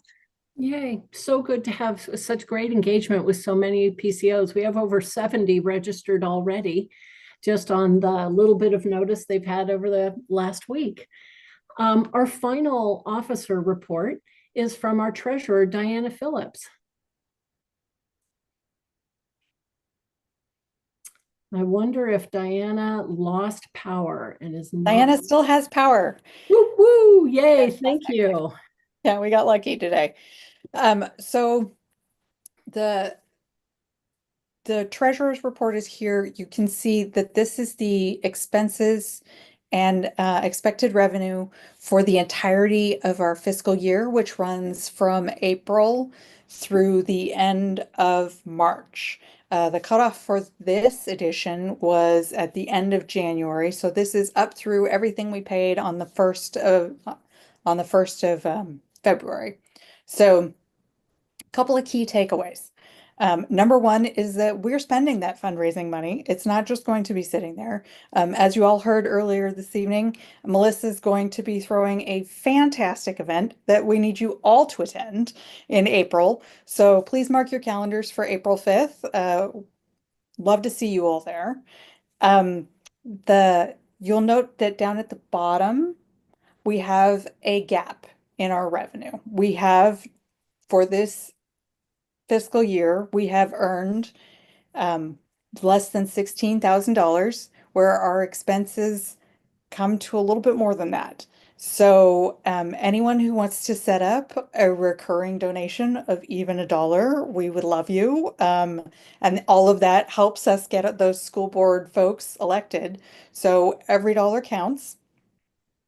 At this point, we do have that overage covered by reserve funds that are in the bank. So we're not going to be overdrawn. We've got funds in the bank to cover this, but it does slow us down.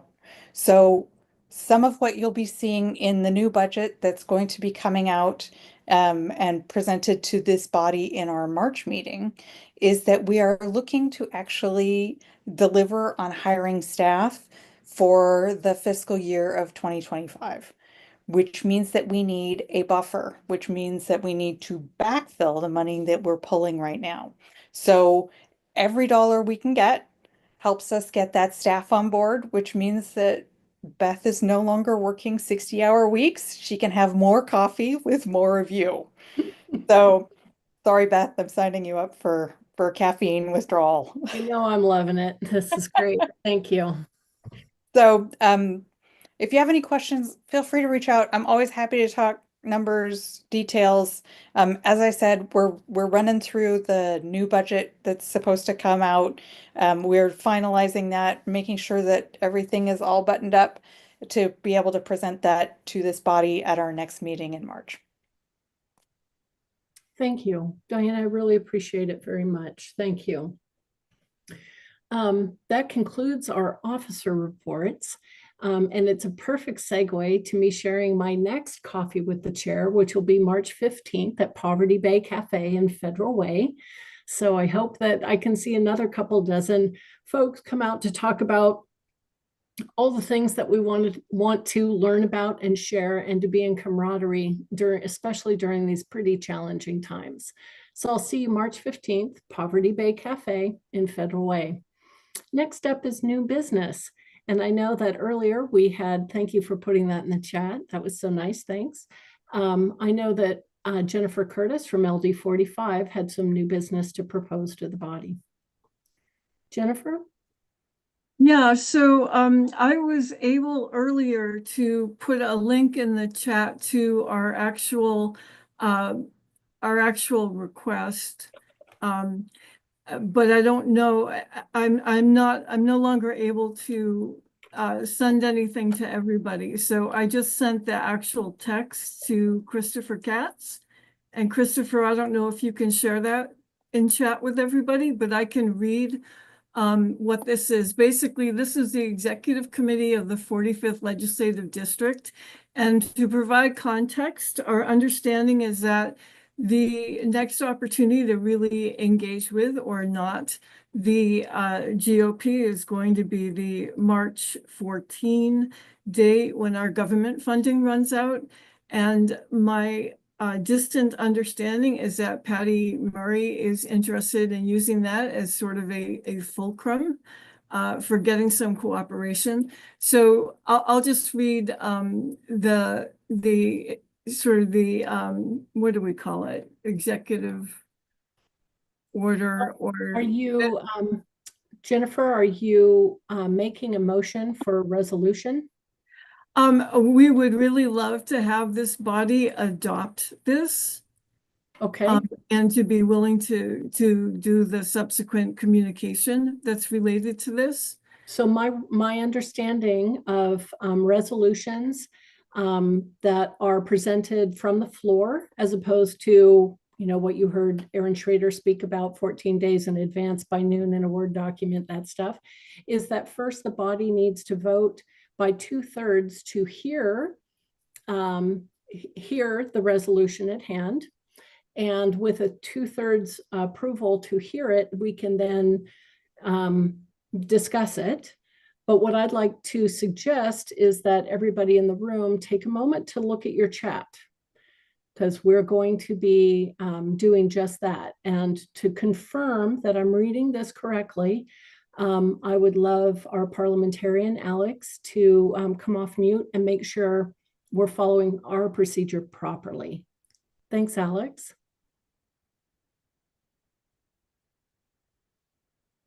I see you. There you go. Yes, thank you, Beth. I was double checking our resolution rules, and my understanding is that a time critical resolution does not require the 2/3 initial vote. It would just be a determination by the chair whether or not the resolution is time critical. And if Drew would like to check in on that and see if he agrees, I appreciate having some backup on that. But my understanding is that based on the rules, if you find the resolution to be time critical, we can consider it without the 2/3 vote to hear the resolution. Well, I'm just feeling enriched with power all of a sudden. If Drew has any thoughts on that, I will take a deep breath and make sure before I make a decision. You're catching me by surprise. Let me double check. I don't want to speak out of turn. It's okay. While you do a quick check, I'll ask Carolyn if her question is regarding this resolution or another piece of new business. I know it sometimes takes Carolyn a moment to come off mute. Now I'm unmuted. Yeah, you're going to be at Poverty Bay Coffee Shop. I didn't get the time. That's right, 10 a.m. 10 a.m. Thank you. Thank you. That was a perfect kind of a question to fill this gap. Thank you, Carolyn. What do you think, Drew? Am I crazy with power? Can I use my secret ballot of thumbs up or thumbs down?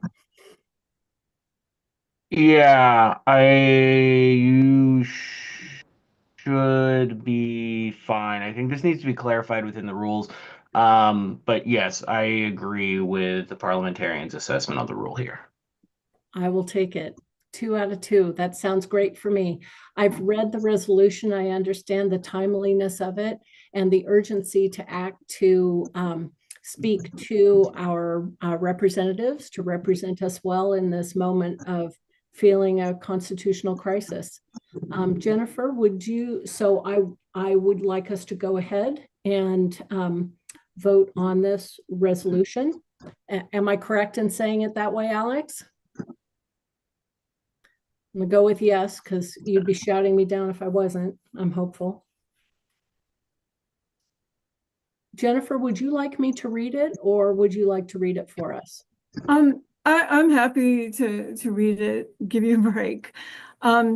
So it reads, whereas the executive branch led by President Donald Trump oversteps its constitutional authority, notably usurping Congress's power to spend, and whereas President Donald Trump blatantly contradicts the law of our Constitution through executive orders, such as illegally attempting to end birthright citizenship, and whereas President Donald Trump bypasses representative democracy through empowering people to non-existent unelected positions, and therefore be it resolved that the Martin Luther King County Democratic Central Committee, or KCDCC, demands Senator Patty Murray, Senator Maria Cantwell, Representative Susan Del Bene, Representative Pramila Jayapal, Representative Kim Schreier, and Representative Adam Smith oppose key congressional actions such as approving a budget, raising the debt limit, and approving nominees until Republican legislators join to assert Congress's authority.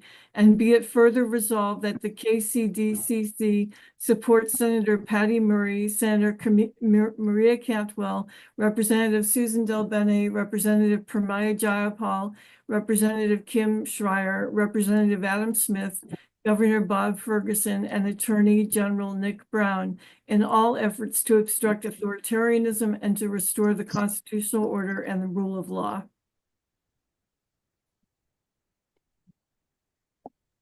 Beth, we can't hear you. Thank you. Thank you. This is submitted by Aaron Schrader, Chair of the 45th District Democrats, Jennifer Curtis, KCDCC Representative, 45th LD, and Kellen Hord, KCDCC Representative, 45th LD.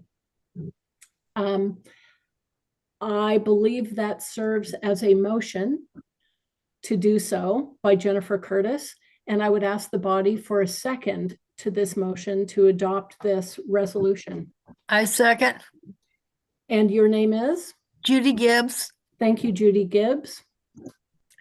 I'd like to ask for any questions, comments, or thoughts. I will be asking for a vote. So if you'd like to take me off of Spotlight, that would be great. Thank you. Thank you. I see one hand up. Thank you, Melissa Taylor. I would like to make an amendment, and I'm sort of wordsmithing it in my head right now, but I think, and then therefore be it resolved, after Adam Smith and before oppose, use all available methods, including filibuster too, would, I think, underline the level of effort that we would like them to use to do this opposition. It's more than voting is what we're asking for. And you don't think that's represented by all available methods, having just seen our amazing Patty Murray run an incredible filibuster on the floor? I really appreciate Patty doing that, and I would like to see all of those members doing all of the things that they could do. I would like them all to emulate Patty Murray. How's that? Combine Melissa, all bracelets. you maybe add that into the chat? Yeah. As a suggestion in the document? I think they're in suggestion mode. Thank you, Alex, for raising your hand. I'm just seconding Melissa's motion. Okay, thank you. So Or now, excuse me, Melissa's amendment. so now we have a motion for this document, and we have a motion and a second for an amendment. I'd like to clarify with Jennifer that we're headed in an okay direction. You can just give me a nod. Yeah, and I welcome my other reps on this call to speak up. Thank you. Feel it. I did notice that Kellen was off mute, at least briefly. So okay. I think he's prepared. That's wonderful. We appreciate that. Are there any other thoughts? Yes, thank you for raising your hand, Kat. I just want to point out that there is no filibuster in the House. So Is there an equivalent? Not really. Okay. I mean, So there are we- procedural things you can do to gum up the works, but there's no filibuster in the House. There is in the Senate. Excuse me. Thank you, Kat, very much for that question, for that comment. And Melissa, thank you for the acknowledgement that maybe that would apply just to the Senate. Charlotte, I see that your hand is raised. Do you have an addition? Yeah, I just wanted to correct that there isn't an option for a filibuster in the House for all members, but the leaders have what's called the magic minute, which is what Kevin McCarthy did as minority leader. I think it was 2 or 3 years ago. So that's an option, but yeah. So perhaps we could add such as filibuster or minority leader magic minute. Would that be inclusive of those things? It should be. Thank you. Thank you, Charlotte. Melissa, I see your hand again.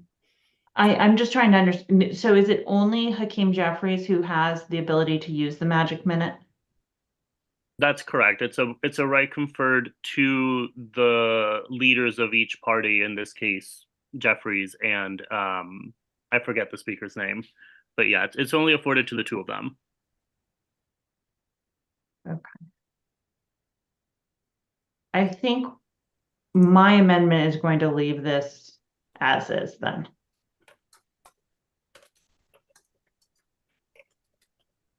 So as the original language, or with the inclusion of use all available methods, including filibuster in the Senate? Correct. And so use all available methods. I think I don't want to add Hakeem Jeffries in here, unless somebody else wants to. I want to direct our people that we vote on. It would be great if they also put pressure on Hakeem Jeffries, but I think this is already stretching some of them. Thank you, Melissa. Judy, do you have a comment or suggestion?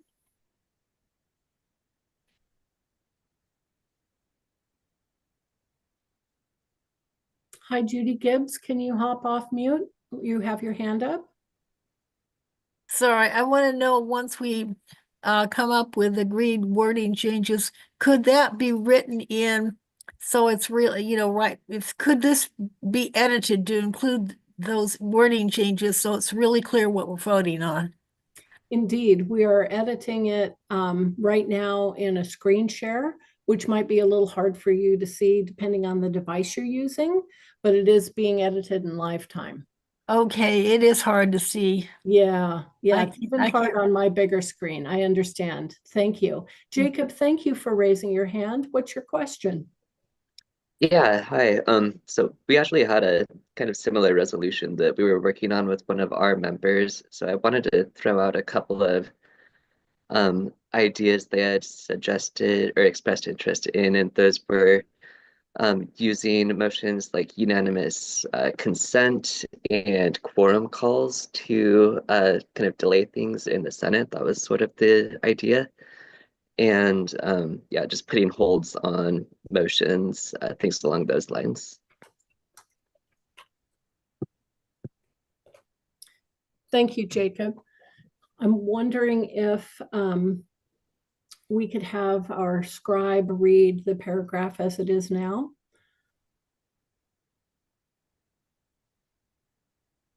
Not sure who's scribing. Helen, have you been scribing, or shall I read what I can see?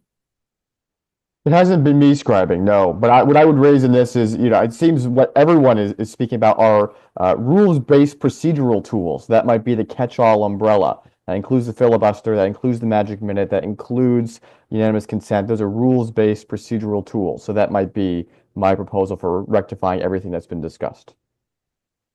What a great idea. Thank you, Kellen.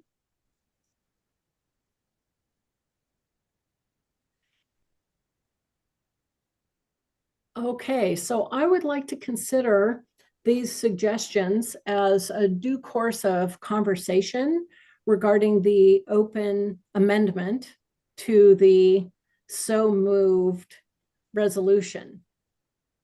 And I know that I'm probably slightly overstepping my bounds as chair, but I prefer a robust conversation rather than utilizing the guidelines of Robert's rules to shut down any possible changes.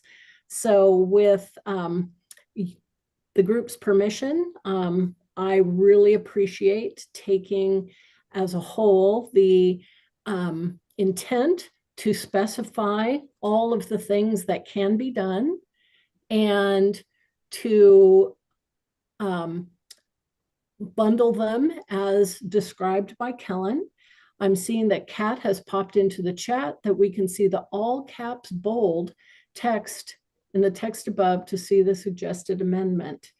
Kat, could you please read aloud the paragraph, the therefore it be resolved piece that has the all available rules? Sure. Thank you. Therefore, be it resolved that the Martin Luther King County Democratic Central Committee, KCDCC, demands Senator Patty Murray, Senator Maria Cantwell, Representative Susan Delbene, Representative Pramila Jayapal, Representative Kim Schreier, and Representative Adam Smith use all rules-based procedural methods, including filibuster in the Senate, to oppose key congressional actions such as approving a budget, raising the debt limit, and approving nominees until Republican legislators join to reassert Congress's authority and. And that would be how we have changed the wording to reflect the conversation brought up by Melissa Taylor, furthered by Kat Pipkin, and refined by Charlotte Kane Amaro and also Kellen Hord. I will use my chair's privilege to consider that under that amendment that we have a motion, and I believe we have a motion and a second on this amendment to the proposed resolution.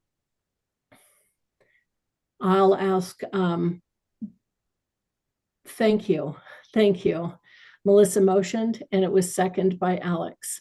Thank you very much. And so this is the amendment that we are voting on as written. And I'll ask if anybody has any concerns about this amendment, the amendment, not the overall intent, but the amendment to the document that you see on your screens. I'll ask again. And one last time for comment or concern. Hearing none, we'll say by acclamation that this amendment of that adjusted wording has been accepted. And now I believe that we go back to the original motion, which was to adopt this as a resolution taken by King County Dem Central Committee as voted upon by its executive board, which is all of you. Yes, that's correct, Kat. Now we are voting to adopt this resolution as amended by Jennifer Curtis and Kellen Hord and Aaron Schrader on the executive board of the 45th Legislative District. I recall that we did have a motion, which of course came from Jennifer Curtis, and a second, which I have forgotten who that came from. Bunny's got it written down. It came from me. Thank you, Judy. Appreciate it very much. And a hand came up and went down, so I think we're feeling good about that. I'll ask again. Now we have amended that. Do we see any further need for changes, concerns, conversation about this timely resolution regarding constitutional crisis and holding our our elected to federal office representatives, all of them, accountable? Is there any other comment or concern? Anything else that we need to discuss about this on the floor? Seeing no more discussion and not seeing any hands up, I believe we are voting by acclamation to accept this resolution and act accordingly, which I think was in the last paragraph. Am I correct, Jennifer? That we will forward this as the body and an opportunity for all of the LDs to forward it as well, as you as their representatives approved it. Okay. Well done. Thank you, Executive Board of the 45th LD. Thank you, Executive Board of the King County Democrats. And just very glad I was wearing a sweater. Yes, Jennifer. So just a quick question. I do not know the procedure for forwarding this. How do we, or do we draw attention to it? Should we do that as individual LDs, or should we have a strategy as the King County group to draw attention? And I'm talking things like press releases, although that sounds very antiquated. social media, whatever. I've done 3 press releases. I hope it's not completely antiquated. Okay, I've only had this office for like 8 weeks. Okay. So indeed, it is now written and saved as a PDF. It will be shared immediately to the members of the King County Dems Central Committee Executive Board for sharing with their LDs. We will immediately, as a representative of KCD, send it to all of those people mentioned, and to some media outlets as well. So we know they have acted, and I can encourage everybody as an individual to act on this, to write to their legislator, and I can encourage all of our LD leaderships to act on it as well. Do we want to identify a member of our body who could be available to be a public spokesperson if those media outlets want to talk to us? They're always welcome to call out to me at chair@kcdems.org, and I'm very happy to represent this. It's well thought through by this entire group, and we've had some very fulsome discussions. I don't remember this happening often in the past, and I feel really great about how functioning this group is and how people are truly engaged at all levels of the work we're doing. So I'm very happy to represent this in its fullness. Yeah, Ken, doing a dance. You bet. You bet. Excellent. Thank you for that first bit of new business. I saw a hand up earlier, but I think it might have been Carolyn Harp. I'm wondering if there's any other new business. We're at 2 hours now. If there is no more new business tonight, we'll move on to good of the order. I'll ask one more time for any other new business. Seeing no more new business, I wonder if there's any good of the order for the group. I know I will start again by inviting you to have coffee with me. I had the best time last Saturday. We can have a virtual cup of coffee if you're a PCO Thursday evening with the PCO gathering. Hello, our DNC rep Sophia Dannenberg has her hand up. Hi. Oh, I love your backdrop too. Oh yes, this is new. Yeah. I will make this quick given the time, since you so kindly invited me to talk about the DNC race. I just wanted to come back, and I think most people have probably heard the results. I for the most part did vote as for the people who won, with the exception of the chair. I got really, Lisa Rivera Smith very kindly sent me a spreadsheet with a lot of your feedback. And, I spoke to people at the state committee meeting. And so I did. And then frankly, the machinist endorsed Ben Wickler. So I ended up voting for him. But I have a lot of confidence actually in Ken. I'm a rules wonk, so I actually maybe had a slight preference for Ken. So I think he's going to be great. Other than that, I did not vote for the finance chair. I voted for his opponent for reasons I think that people have heard me talk about that would understand. And then, of course, I voted for our chair, Shasti Conrad, all the way to the end. We were very disappointed, I have to say, in a little bit of the rules chaos that happened at the vice chair race. There was unfortunate confusion about how to include a non-binary candidate. And they just didn't ask David McDonald, who's done it 1,000 times, and he could have told them.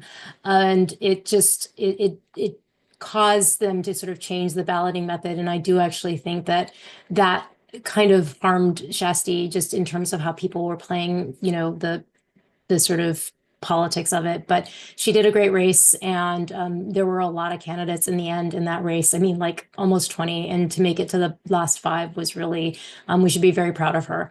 And so, yeah, that's how it came out. I just will let you know, just reach out to me if you had any more questions or wanted to talk to me at all about the race. But other than that, again, thank you so much for paying attention to the race, frankly. Absolutely. And thank you so much for reporting back to us. I really, truly appreciate that. That was great. Thank you. Judy, do you have a good of the order? Yes, earlier I was told this topic was good of the order, so I assume it is. Today I went to see my eye doctor, and she runs besides being an eye doctor, She's also UW faculty, and she runs a biomedical research lab. And she said since January 20th, it's been she depends on good postdocs coming from other countries. And she said since January 20th, it's been very difficult for postdocs from Taiwan and India to get in. If they're from Europe and they're white males, they have a better chance. But she says that basically, if those folks can't come, she said in the past, the US has been at the absolute top, and we've had no problem getting good postdocs for research to come and work on research. At this point, they're going to Europe. And she said her term is there's a brain drain. At this point, some of the best people are going to Europe and not to the US, and it's because they cannot get a visa. And as I say, that's and she herself is an immigrant. She's Chinese, but trained at Harvard Medical School.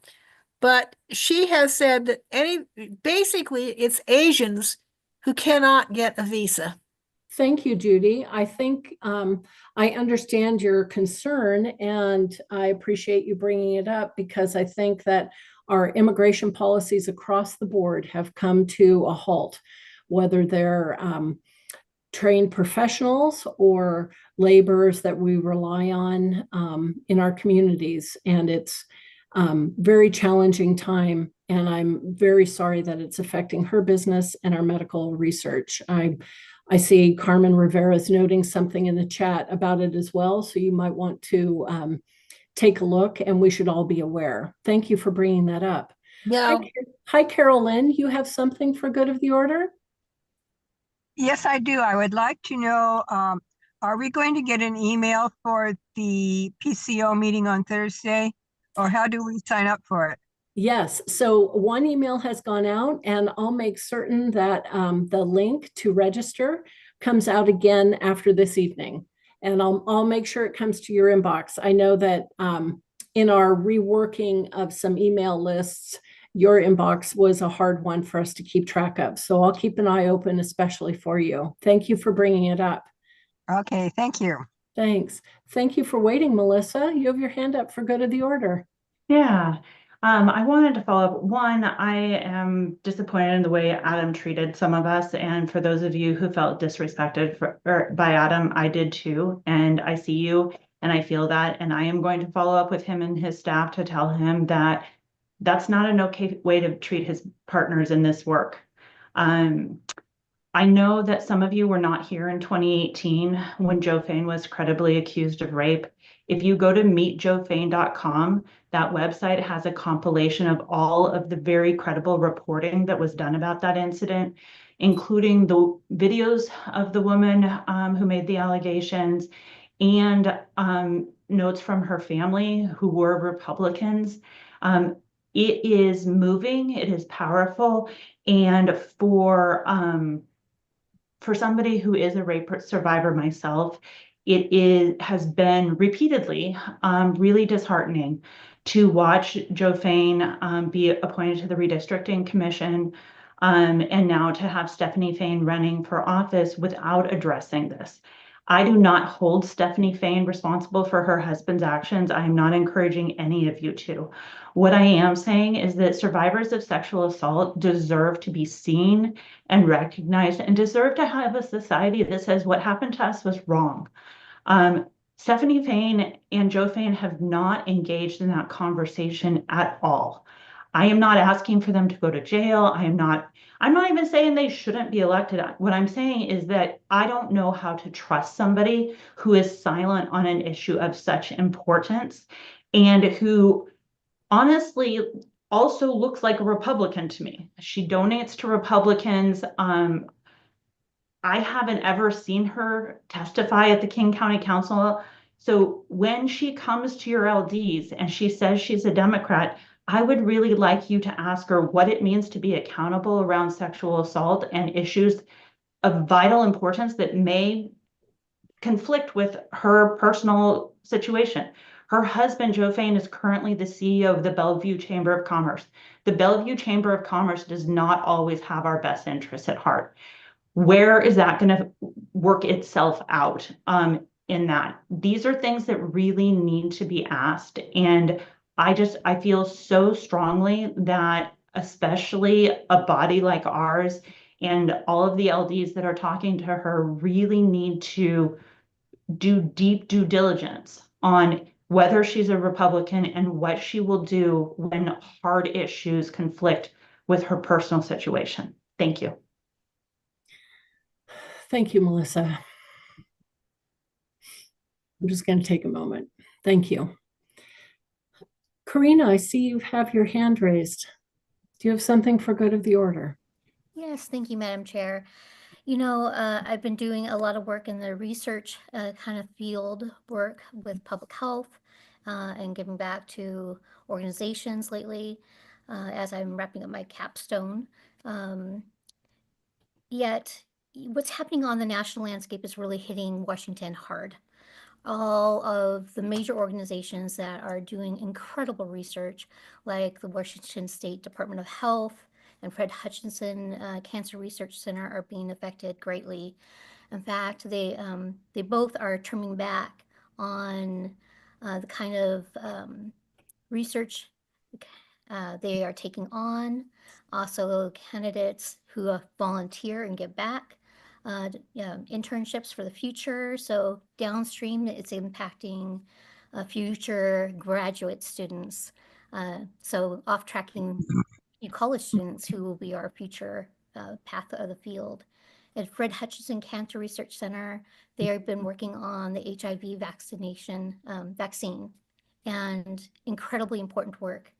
But now they are dealing with the fact that they may not have funding and they may not be able to complete the trial. Yeah. They're doing incredible work on sickle cell and that vaccine trial. And again, it's the same kind of a situation. So our diverse, socially impacted communities are being hit the hardest with real workable solutions that could really save lives. So I'm hoping that we can keep the wind behind us and keep showing up, talking to our electeds, pushing back. We have to demand more, expect more out of every office because we can make this better. But this is going to take some time to overcome. It will. And no matter what happens, the setback we've already experienced over the past month will take much longer than that lost month to reconcile once we get to that point. Coming back up to level always takes longer than the loss. Thank you all very much. This was a really heavy meeting, and I'm filled with gratitude for so many of you staying with us for over 2 hours. And appreciating your thoughtful comments to one another. And we knew it was going to be a challenging conversation, question and answer with Representative Smith. And I want to thank you for the civility you exhibited in asking him very pointed and very difficult questions that really helps us maintain a relationship so that we can continue to challenge him on his positions and speak up for what's important for us. So thank you for doing your part in that equation. And I think with tonight's resolution, it's fair to ask him for his part of that equation. And I know that his political director, Josh Sanders, is still with us tonight, and I know he will take with him the depth of importance that this is to all of us as individuals, as LD leaders, and as leaders of the King County Democrats. So I appreciate you. Thank you very, very much. I'll look forward to continuing the conversation with me individually and all of us to our electeds as directed by our resolution, and hopefully being able to discuss gains that we've made when I see at least some of you, I hope, on March 15th at 10 o'clock in the morning at Poverty Bay Cafe. And with that, I'd like to adjourn our meeting at 8:43 p.m. Thank you, everybody. Have a pleasant evening, and I hope we can get some sleep. Hi, Melissa. I was going to make a motion to adjourn. Thanks. I just Thanks.